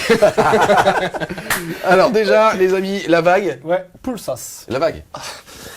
Et hop là. Merci, Pousse la il passe pulse. ici. Donc maintenant, ces deux objectifs ici sont adjacents, valent donc 1 point, 2 points et 1 point si jamais vous avez un objectif en plus. On monte dans les tours, les gars, vous pouvez marquer beaucoup plus de points que tout à l'heure. Tout à fait. Est-ce que tu prends la main? Oui. D'accord. Je pense Est-ce que je tu vais sais déjà ta tactique ou pas encore? Alors je sais pas, elles sont tellement simples que je sais plus lesquelles faire. Alors je vais intimider les intrus. C'est une battle tactique du nouveau manuel du général qui dit que si j'ai plus d'unités hors de mon camp que dans mon camp, je marquerai 2 points. C'est presque déjà fait. Pourquoi s'embêter? Les dés primordiaux, les gars, c'est parti. 4 plus, 1 déjà, 2 Ouh, par personne. ça va, Ensuite, c'est vos petits bataillons, 3 plus. Titi sera donc à 3 et vous tous les deux à 3. Oh là là là. Ensuite, action Eric, qu'est-ce que tu vas faire? Je vais soigner le War Chanter parce que si je le perds, je perds 2 points de WAC par tour. Donc c'est important de ne pas les perdre. Non, toujours pas. De mon côté, je vais mettre le Troublodon qui est juste là, en heure de gloire. En début de phase de héros, j'ai une unité qui a porté 2 masques. On est là pour rigoler. Allez, Voilà. Donc sur un 3+, tu prendras des 3 BM. Non, c'est toi. le premier tour, c'est gratuit. C'est pour moi. C'est la tournée. Tu refais? Je refais. Oui. Six, des des 3 trois. BM. 3 BM. N'en parlons plus. Rideau pipeau. APM. Ils sont morts. Poup, poup, poup. Ça, c'était gratuit, ça. Évidemment qu'ils sont morts. Et enfin, génération des points de WAG. Mon général est encore en vie, donc je vais générer des 6 points. C'est un magnifique 6. J'aime bien ce dé. Hein. Plus. Hop, 6 dés que j'ajoute là. Ensuite, j'ai un War Chanter qui est en vie, plus 2. J'ai un Wargog Prophet qui est en vie, plus 3.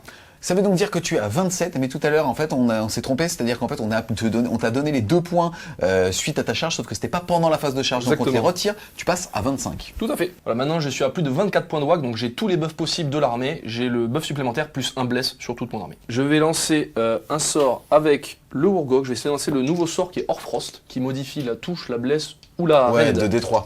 Voilà, je lance mes dés, je fais un magnifique 9. Je vais ajouter un des dés que j'ai, parce que je vais pas lancer des Il tonnes te de restera sorts. 1. Et s'il fait un 6, Et si je fais un 6, on n'en parlera plus. Et je fais un 6, Joli. donc tu te tais. Voilà. Donc je vais sélectionner une unité qui est Wally Wizindou, ce sera les petits coquins là. Je vais jeter un des 3. Je fais 1. Tu peux ajouter 1 à la touche, à la blessure ou Alors c'est pas à ajouter la... 1, c'est transformer la caractéristique, ce qui est bien plus fort. ouais. Donc du coup je vais transformer la caractéristique de touche à 1 Mm. de ces petites brutes là. Ensuite en autre sort, je vais lancer peut-être rien du tout. Si lui il va essayer de se déplacer. Il peut bouger un monstre Cool Boy en phase de rang en faisant 8. Je vais jeter mon dernier dé parce que je lancerai probablement pas d'autres sorts. Je fais 4, ce qui nous fait un total de 12. Le slam va tenter de s'en occuper. 12 pour plus 1, gagner- pardon, 13. Gagner des points d'invocation. Il fait déjà 7 et 2, 9. Je vais rajouter un dé primordial. 9 et 3, 12. Il manque 2. et je vais rajouter encore mon dernier dé primordial, c'est dissipé. C'est dissipé. Du coup, je vais gagner 2 points. Le War Chanter, il va buffer avec Frénésie Meurtrière les petits persos qui viennent d'être buffés ici, les Hard Boy, et enfin il va lancer le rythme guerrier de soin sur lui-même, sur un 3+. Tu vas pouvoir soigner le D3. Le D3, de 1, c'est toujours timide, mais c'est pas grave. Il restera 3 PEV. Ça grimpe. Dernier sort, il va tenter Dispel, c'est bon. Et les 10 minutes disparaissent. Et du coup, le sort persistant qui est là-bas va bouger. Et il va s'arrêter. Très utile comme move, merci Titi. Ouais, je t'en prie. Tape dans l'infront. Bah. Mehdi, phase de mouvement, qu'est-ce que tu vas faire à ce tour alors? Phase de mouvement. Alors, je vais rapprocher mon général de son héros sur Troglodyte, parce que j'ai une charge divisée par 2, j'arriverai pas à atteindre Croak, puis de toute façon il est trop bien caché. Ici, je vais venir par là prendre l'objectif et peut-être essayer de me combattre avec lui pour le tuer. Rapprocher peut-être pour faire une charge en sortant le cochon d'ici, pour tenter des rallyes plus tard si jamais il ne meurt pas. Et charger ici sans bouger. Fin de la phase de mouvement, pas grand chose à dire si ce n'est ici tu veux nous expliquer un truc Titi? Ouais, en gros, j'ai fait une erreur le tour d'avant, c'est-à-dire que mon Troglodyte c'est pas collé au cochon avec lequel je combattais, et Mehdi s'est pas rapproché quand il a fait son mouvement d'engagement, ce qui fait qu'en fait, il a bougé d'abord sa Crochat, puis sa Hard Boys, il a fini par désengager avec son cochon, et du coup, comme j'étais pas collé, bah en fait, avec son mouvement de 9, il est directement sorti. Donc il finit à plus de 9. C'est ça, alors que si je m'étais collé à lui, j'aurais pu forcément redéployer, et comme en plus, sa Crochat a été charge divisée par 2, c'était très fort, mais voilà, c'est une erreur. On va enchaîner avec la phase de tir, t'en as qu'un? Alors, le Mocrochat va tirer sur la seule cible à portée, j'ai -1 pour te toucher. Non. Pas au tir. Non. Donc c'est sur du 2+, full, sur du 3+. 2. Ici, du coup, j'ai 2 fois plus 1 en sauvegarde, donc je vais rester en save à 3+. Et j'ai une protection à 6. Ça fait 1 point de vie. Il en a perdu 5, il en reste 7. Fin de la phase de tir, ce sera le début de la phase de charge. La charge du vautour, c'est une charge à 3. J'ai +1, donc ce sera auto, donc ça fait un petit 8.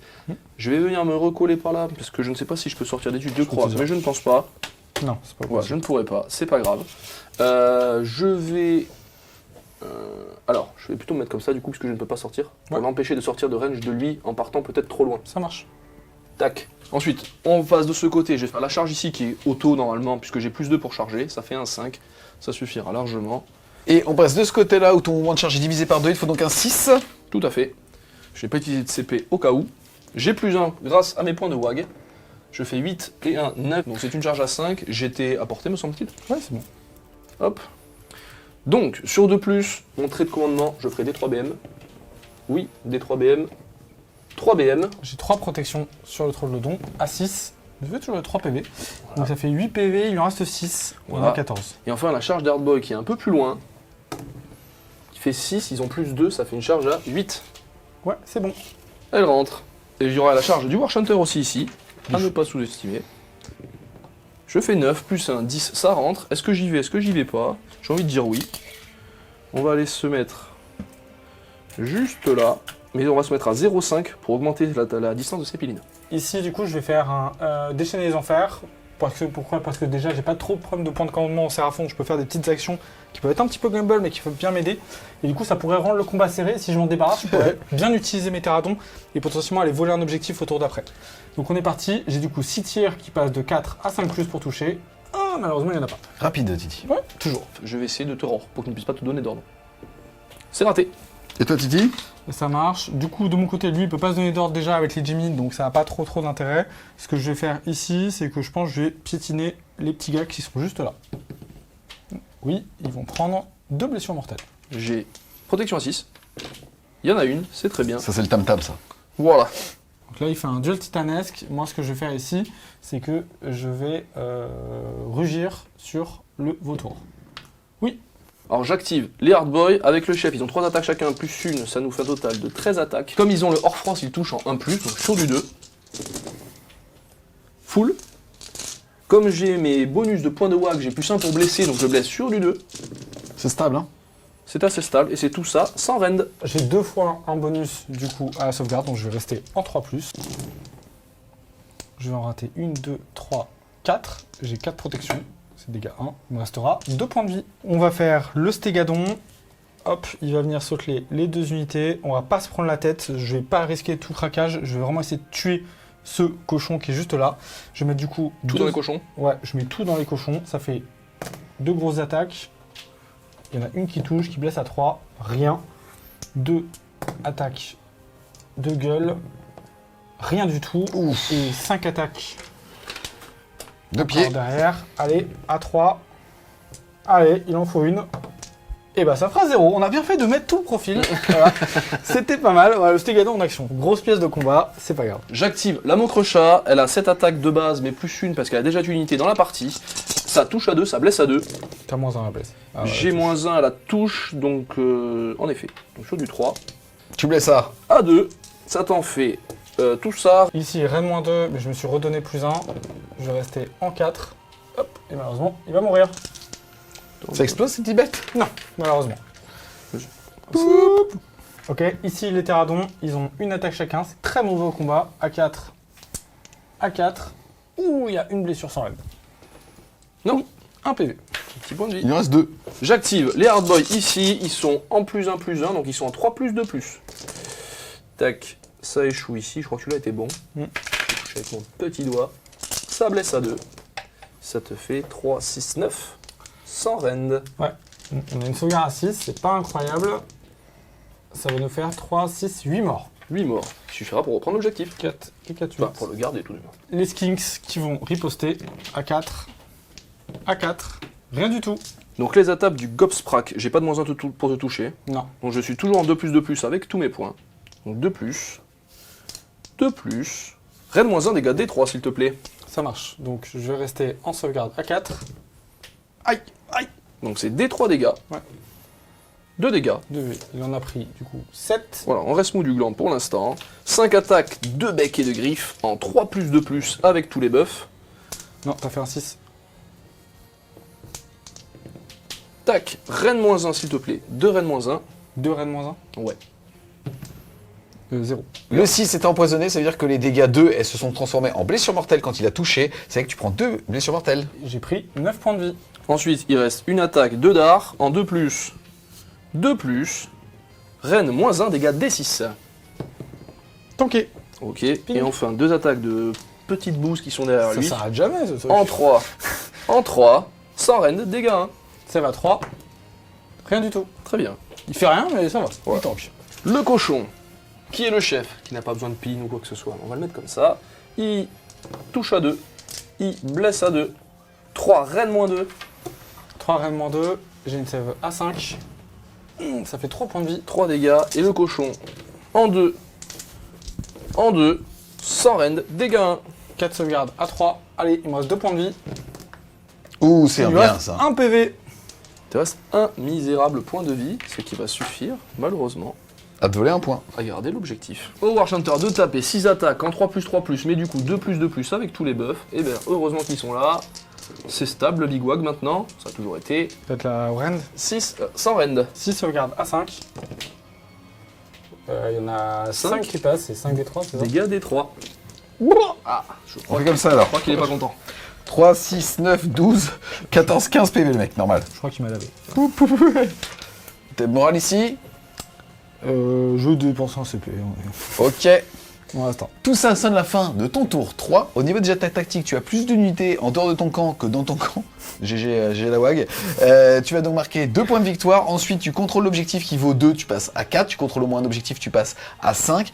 Malheureusement, tu ne contrôles pas cet objectif adjacent. Par contre, tu contrôles celui-là. Tu vas donc passer à 6 points de victoire. Tu étais à 9, tu passes donc à 15.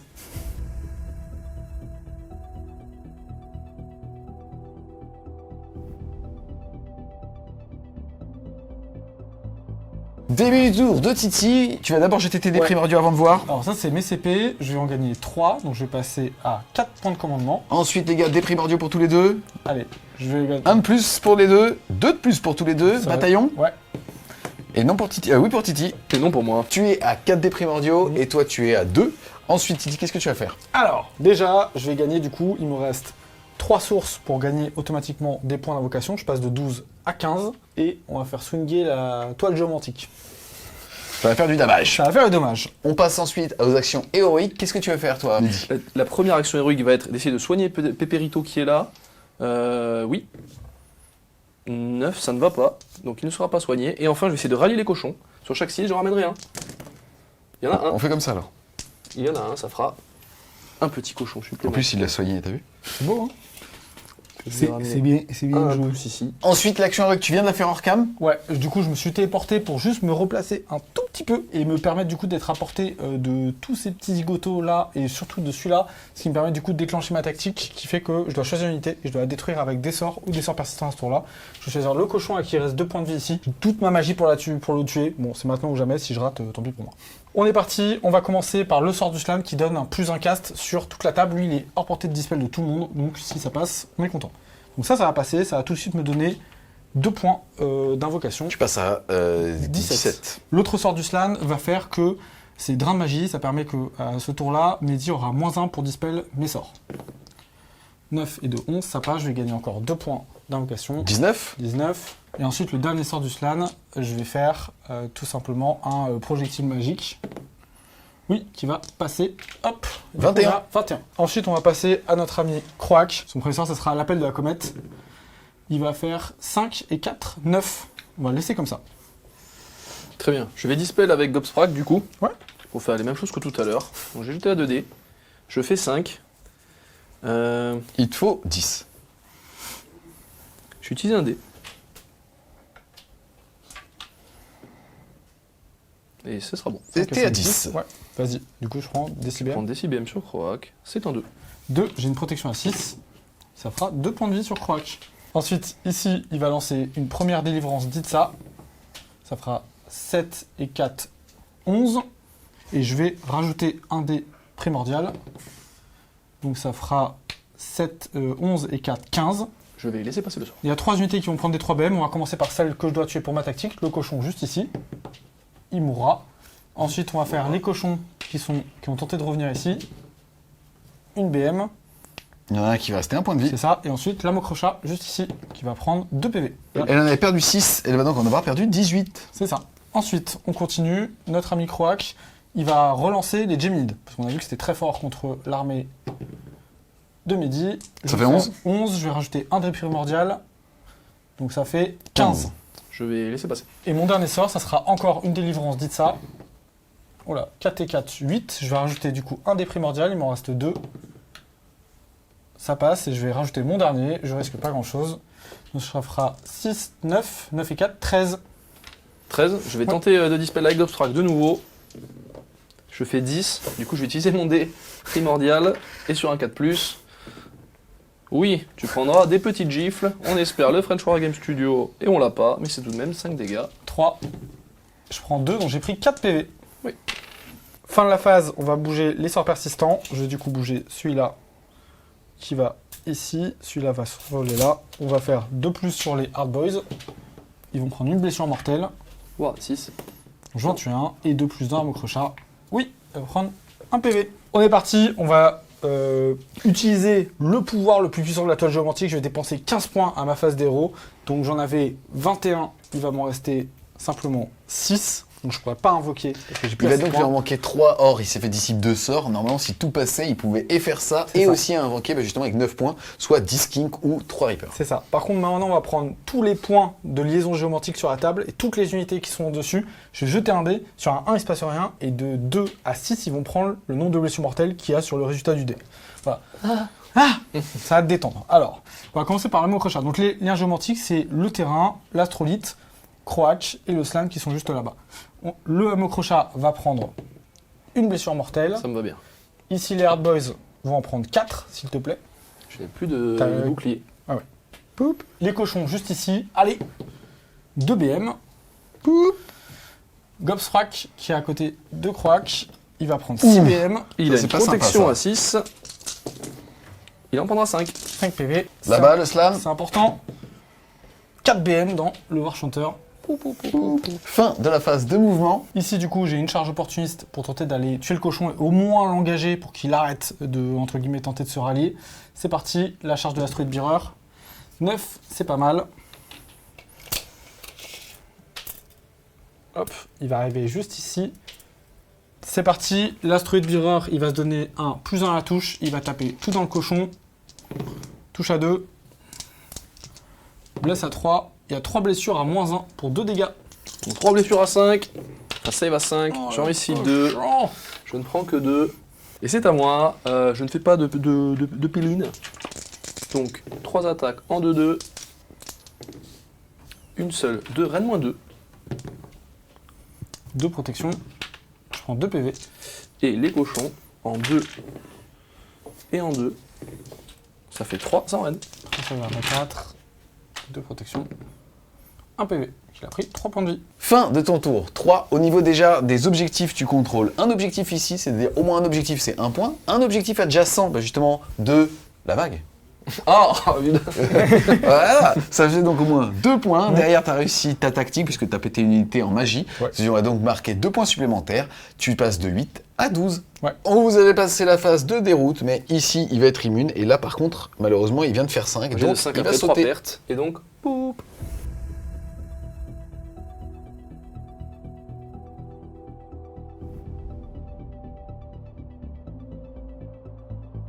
Début du round de 4, j'ai des initiatives assez importantes parce qu'il reste plus beaucoup des deux côtés. C'est parti, Lilith. Allez. 5 et 5, c'est une égalité. Et je la garde parce que j'étais premier joueur. Exactement. Et ça va pulser par là. Ouais, ça va pulser, se décaler. J'ai déjà les 3 objectifs, donc c'est bien pour moi. Donc début de ma phase de héros, avant même de dire la tactique ou quoi que ce soit, ce que je vais faire, je vais utiliser le masque que j'utilise en début de phase de héros. D'une part pour essayer de tuer l'astrolite bearer et donc désengager mes cochons et peut-être pouvoir les rallier. Donc c'est parti, sur du 3+, D3 BM, ce sera D3 BM, une. Protection, c'est Rien. tanké. Je continue, 3 D3 BM, une BM, c'est timide. 1 PV. On l'appelle Don Timide aujourd'hui. Il continue, 6, ouh là c'est le D3, là c'est le 3. Voilà, c'est le 3. 2 PV. Il est mort. Pac. Très bien. Comme battle tactique, je vais faire la battle tactique, je ne sais plus comment elle s'appelle, et qui dit que si j'ai 24 points de WAG ou plus à la fin de ce tour, mais que j'arrive à 30, je réussis ma battle tactique. Donc mon général est en vie, je vais générer. Allez, un il faut des 6 5 points de sur ce WAG, tour.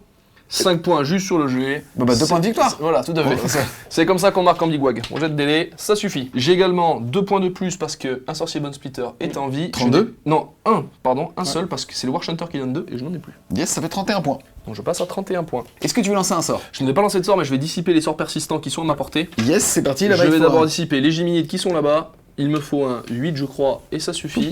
Et avec lui, je vais essayer d'unbind celui-ci. Je fais 11 et un 12, c'est dispel. Ça marche. Les dés primordiaux du round de 4, ça en fera un par personne, à 3 Un plus, bataillon. et ça en sera 2 chacun. Action héroïque, je vais me mettre en heure de gloire sur le vautour. De mon côté, je vais tout simplement tenter d'avoir un point de commandement supplémentaire sur Croac. Non. Action héroïque qui va rallier les cochons, c'est sur du 6. Avec un PC, il n'y en Zéro. aura aucun, je ne rallierai aucun cochon. Pendant ma phase de mouvement, ce que je vais essayer de faire, je vais déplacer le vautour pour Croac pour essayer de le gratter, voire de le tuer. Ici, la charge du cochon, qui n'a pas rallié malheureusement, avec un 2+ à la charge, fera la BM qui lui manque, j'espère le tuer. Auquel cas, j'activerai la figurine en premier. La Mokrocha, je ne pense qu'elle ne rentre pas dans le fond de table, donc je vais réfléchir à ce que je vais faire. Le reste va se placer sur les opdos pour l'empêcher de marquer. Fin de la phase de mouvement, il a pu redéployer ici avec cette unité de skink, et là-bas avec Croac, donc en collant, et pour avoir une charge ici à 6, et ici aussi à 9. Alors, la phase de tir, la Mokrocha va essayer de finir les 2 petits skinks, c'est du 2+, 3+. Voilà. Eh ben, incroyable. Ce serait pas un lot au French War Game Day, ça? Fin de la phase de tir. Phase de charge. Donc, on a, on va dire, une charge facile ici des Hardboy, qui est un 7. Alors, je vais quand même charge, mais laisse en 2 sur l'objectif. Ok. Je vais juste engager, quoi. Clac. Voilà, hop, 2 sur l'objectif. Ok, ensuite. Charge de la Mokrocha aussi, on ne sait jamais. Cela fera avancer 8. Là, elle rentre malheureusement pas, parce qu'en fait, il faut qu'il bouge de tout le socle, puisque ça, c'est un infranchissable. Exactement. Ensuite, On a une charge ici, grâce au redéploiement de Titi qui a fait 6, j'ai une charge à 9, j'ai plus 1 pour charger, donc il faut faire 8 sur les dés. 9, ça rentrera. C'est le moment de rater. Hop, sur un de plus, je ferai une mortelle, sachant qu'il n'a plus qu'un point de vie. Faut pas faire un. Tap, Poup. Il est mort. le voilà mouru. Poup. On a une charge de Gobsprak là-bas, qui a toujours plus 1, 5, je pense que ça ne suffira c'était un pas. 6 de mémoire. Le socle, je pense. le Si problème c'est sur- pas bon, il faut plus si tu veux. Donc relancer. je vais relancer avec un PC ma charge. Si c'est un 7, est-ce que ceci Ah, rentre est-ce que quand même c'est... ah oui, putain, il fait 5 plus un 6. 7, je pense, c'est bon. Alors 7 ça rentre. Et enfin on a une charge où je suis à 12 piles, j'ai plus 1, donc sur un 11 ou un 12 elle rentrera. Non, pas comme ça. Ok. Donc je commence par activer Gobsprak sur Croag, donc fin de phase de charge, je peux faire une action monstrueuse. Je vais te piétiner sur un 2+, je fais 6, D3 BM, 2 BM. 2 BM, j'ai plus de protection, ça fait 2 points de vie. Donc début de la phase de combat, je vais attaquer avec Gobsfrag. Donc c'est parti, il a 2 attaques en 3+3+, qui passent en 2+2+, avec les buffs. Une seule, aucune. Ensuite, il a 5 attaques, 2 becs et 2 griffes, en 4+3+, qui passent en 3+2+. Seulement une. Rien moins un. Je me suis donné +1, ça va 4, non? Donc dégâts 2. Ça fait 4, Ensuite, j'ai une attaque de dard en 2+. 2. Pourquoi j'ai perdu de points de vie? 5. 5, donc en 2+. Oui, reine moins 1. Ça va 4, tanké. Et 2 attaques en 3-3. Et un 6, mais elle n'a pas l'arme croûtée de venin. Et rien du tout. Mes attaques de Skinks, juste ici. 4 attaques de Skinks. Une blessure, sans rend. Une sauvegarde d'armure à 4. Non. Une ward à 6. Non. Un point de vie. Pour gagner du temps, on retire ici les petits skinks. Et toi, tu vas pouvoir taper avec Croak. En gros, Croak, il a un profil assez particulier. Il prend le nombre de figurines qui est autour de lui. Sur chaque 5+, il met une BM. Donc sur un 5+, il mettra une BM. Il mettra une BM à Gobsfrag. Protection à 6 de Gobsfrag. Non, il a perdu 6 PV. Fin du tour. Ouais, fin du Croak, tour. il va faire son petit test. Allez, Pas de 16. allez. Ça va, tutto Large. va bene. Fin de ton T4. Au niveau des objectifs, bah écoute, tu vas tout mettre. Puisque tu contrôles au moins un objectif, tu mets 1 point. Tu contrôles l'objectif de la vague, tu mets au moins 2 points. Tu contrôles les 2 objectifs adjacents, tu mets 2 points. T'es donc à 5 uniquement grâce justement au primaire. Et derrière, tu réussis aussi ta tactique. Donc tu mets un tour à 7. Tu étais à 15, tu passes à 22.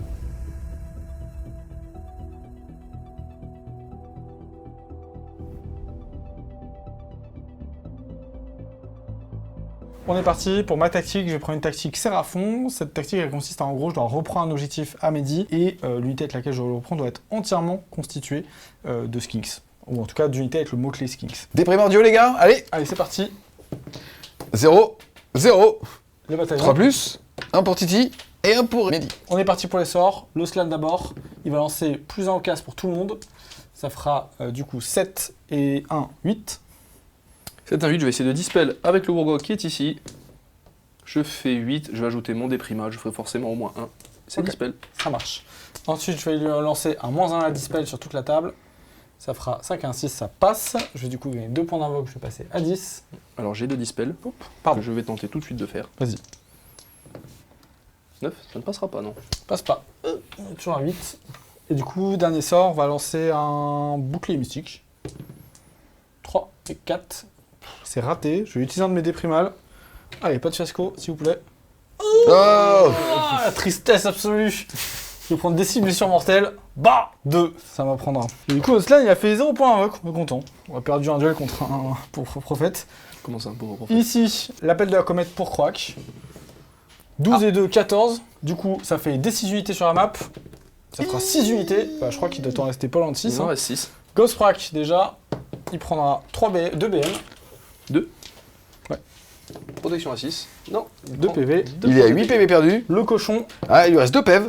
il est mort. Le Wargog Prophète, il prend 3 BM. Il a 7 PV, il faut au moins une protection. Et ben non. Et putain. Pop, pop, pop, pop, pop, pop, pop. L'âme crochat, 3 PV. Et les Hard Boys, 3 BM. Dans les hard boys. Protection à 6. 3 dégâts, donc il va faire 2 morts. Ensuite, il me reste 3 sorts ici. On va tenter la délivrance d'Itza une première fois. Qui va prendre des 3 blessures mortelles. Il prend 3 blessures. Et il va faire 17 tout à l'heure. J'ai pas de protection, mais je peux les passer sur les gardes qui sont juste là. Donc ils vont prendre, je vais tuer un garde. Poup, poup. Ils font leur sacrifice. Hop là. Du coup, je prends qu'un PV, donc je pourrais pas mourir avec mes dés, ce qui est plutôt un avantage. Malheureusement, ça va être la fin de la phase de mouvement et aussi du tour, puisque bah en fait là tu es passé à 7 points d'invoque, il te fallait au moins 9, et en Il fait t'as fallait perdu 8. le duel de magie. Ok. Il fallait 8. Merde. C'est bien, un c'est sort. bien. C'est pas mauvais, c'est très mauvais. C'est Thibaut. très mauvais. Je dis, tu rigolais, c'est pas mauvais, c'est très Il me mauvais. fallait un sort du slan ou 2 sorts de croc. Il y a eu 0 sort du slan.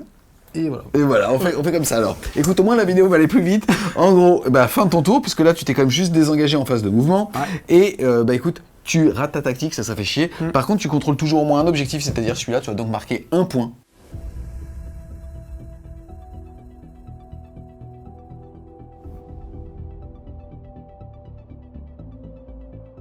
C'est parti les gars, j'ai l'initiative pour le début du round 5 et c'est pour Égalité, et c'est encore Midi qui va l'avoir. Et malheureusement, je pense que ça va clôturer la game, puisqu'en fait, il va s'envoler au point, il va pouvoir même potentiellement faire un double move avec sa Mokrocha pour pouvoir aller chercher un des deux slams. Je pense qu'ici, ton soc passera pas, donc ça sera certainement celui du fond. Ouais. Et ça va clôturer la game, puisque derrière, Titi, lui, ne pourra plus reprendre au pire que 2 objectifs ici, mais qui valent 0. C'est ça. Enfin, un point, puisqu'il contrôlera au moins un objectif. Et donc, tu vas t'envoler là-dessus. Tout à fait. Fin de cette partie, les amis, qui s'est arrêtée au début, on va dire, du 5e round de bataille. Tu étais à 22. Tu vas remettre 7 minimum à ton tour, puisque en gros, il va pouvoir en mettre 5 de primaire et 2 de tactique. 7 plus la grande stratégie, tu vas donc monter à 10. Tu étais à 22. Tu passes donc à 32. Et toi, mon Titi, malheureusement, tu vas rester à 12. Puisqu'en fait, là, tu vas pas être capable de remettre un point, puisque en fait, on va avoir le mec sur son corbeau qui va aller reprendre l'objectif que tu tenais. Donc, tu vas contrôler 0 objectif. Peut-être à la limite celui central, mais s'il voudrait, il pourrait mettre les brutes dessus, la Mokrocha sur l'autre pour se rapprocher de la vague. Donc en tout cas, une partie malheureusement qui s'est clôturée un petit peu vite par peut-être manque de synergie ou en tout cas de chance sur les sorts pour te permettre d'invoquer. Ouais, bah c'est un peu la faiblesse d'Alice. Bon, déjà, j'ai globalement pas très bien joué. J'ai pas fait ma meilleure game. C'était ma première en ça à fond et c'est quand même assez technique à jouer dans l'ordonnancement, le placement. Des fois, j'étais mal placé. Du coup, j'ai fait hyper croix pour rien. J'ai pris des risques un petit peu. Je pense que la TP là-bas était bien, mais je l'ai pas assez exploité aussi sur le long de la game. Donc, je pense que Mehdi a clairement mieux joué que moi et avait un meilleur plan. J'ai eu des bonnes petites phases sur certains trucs pour essayer de remonter. Les inits, j'ai gagné la deuxième, mais après, je les ai perdus. Bon, je sais pas trop, peut-être que j'aurais dû jouer et pour mettre un peu plus de points et pas rester derrière. Là, j'ai un peu couru après Mehdi qui prenait la table. D'un côté, t'as Elise qui fait de l'invoque et Elise qui agresse. C'est ça. Donc en fait, il te faut du temps pour pouvoir justement monter en invoque. Et lui, pour le coup, il t'a vraiment attritionné le cul, quoi. C'est ça. Mais on a vu C'est du coup... technique. Exactement comme ça. Mais en tout cas, j'ai bien aimé, j'ai testé les pièces, j'ai bien aimé le stégadon, les trucs. Enfin, on voit qu'il y a une grosse richesse dans le côté Starborn avec les TP aussi que je pense pas assez exploité pour vraiment embêter Mehdi dès le premier tour. Là, c'était un peu tardif, mais très cool. Couper les mouvements, diviser les charges, les machins. On a vu que c'était très handicapant, ce côté un peu contrôle et très invocation et vraiment avec une zone de menace. Donc il y avait tout, j'ai fait pas mal de dégâts, d'autres j'ai fait un peu moins. Et le problème c'est que j'avais un bon dissipateur en face avec Gobstrak qui m'a quand même bien calmé. On voyait que Krog, il s'est fait calmer 2 fois de suite quand même contre le sorcier Crawl Boys. Et voilà, je pense que c'est une des faiblesses de l'armée. Maintenant, ça a été bien capé avec la nouvelle fac de Game Workshop. Donc l'armée, elle est sous contrôle côté Starborn. On voit que c'est technique à jouer, fort. Faut pas faire de bêtises contre, mais ultra intéressant. Et le côté de voir Big Wag revenir ultra puissant avec des bonnes tactiques et tout, c'est vraiment cool. Voilà. Yes, qu'est-ce que t'en as pensé? Alors déjà, on a perdu le côté frustrant de l'ancienne Croque-Bombe avec le fameux Troglodon qui TP partout, puis on se prenait 4 tellement... enfin 4, ouais. Voilà, on a déjà vu à mon premier tour, j'en ai pris beaucoup, sachant qu'on n'est plus du tout sur ce qui pouvait se passer avant. Donc c'est beaucoup plus agréable à affronter. Après, au niveau du scénario, moi, voilà, j'avais un plan. On a la chance d'avoir, pour moi, d'avoir les objectifs en centre de table. Donc ça dit que comme moi, je me déplace vite, je peux vite la prendre en tout cas. On voit que la Big Wag a pris un up très intéressant. C'est une armée qu'on voyait plus du tout, et maintenant, juste avec 2 tactiques qui sont entre guillemets auto, on voit qu'il ne faut pas avoir fait Saint-Cyr pour les placer. Donc c'est super sympa de pouvoir rejouer au Rook et sûrement un milieu compétitif. Gobsprak profite à mort de la nouvelle saison. En fait, c'est un anti-sorcier. Et avec les fameux dés qui nous permettent de souvent dissiper à 10 ou plus, on se rend compte qu'en fait, on a une vraie menace permanente pour les sorciers, même des sorciers comme Croc ou des Slans.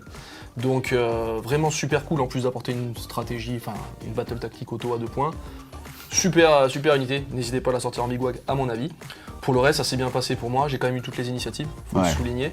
Donc ça fait quand même une différence parce qu'une douche de BM d'affilée 2 fois... Et le seul tour où il aurait pu remonter, il fait ce fameux péril, ce fiasco, qui lui clôture dès le premier sort Croc. Alors qu'en fait, c'est le mec, en termes de coup en point, là, il coûtait beaucoup trop cher sur la game. Exactement, je fais des bonnes dispels là-bas, Ça va t'un peu chaté sur les dispels. Voilà, donc on va pas se mentir que sur la game. J'ai les bonus de +1 donc, qui sont là, et mine de rien, la saison et les dés primordiaux avantage un petit peu la dispel par rapport au lancement parce qu'on a le choix et on peut ajouter jusqu'à ce qu'on veut ou pas. Donc c'est quand même intéressant contre les armées anti-magie en tout cas. En tout cas, je voudrais surtout remercier Sébastien pour la superbe armée qu'il m'a prêtée, qu'on a pu montrer sur la chaîne parce que je pense que elle envoie du bois quoi. Elle a de la chatte surtout. Voilà.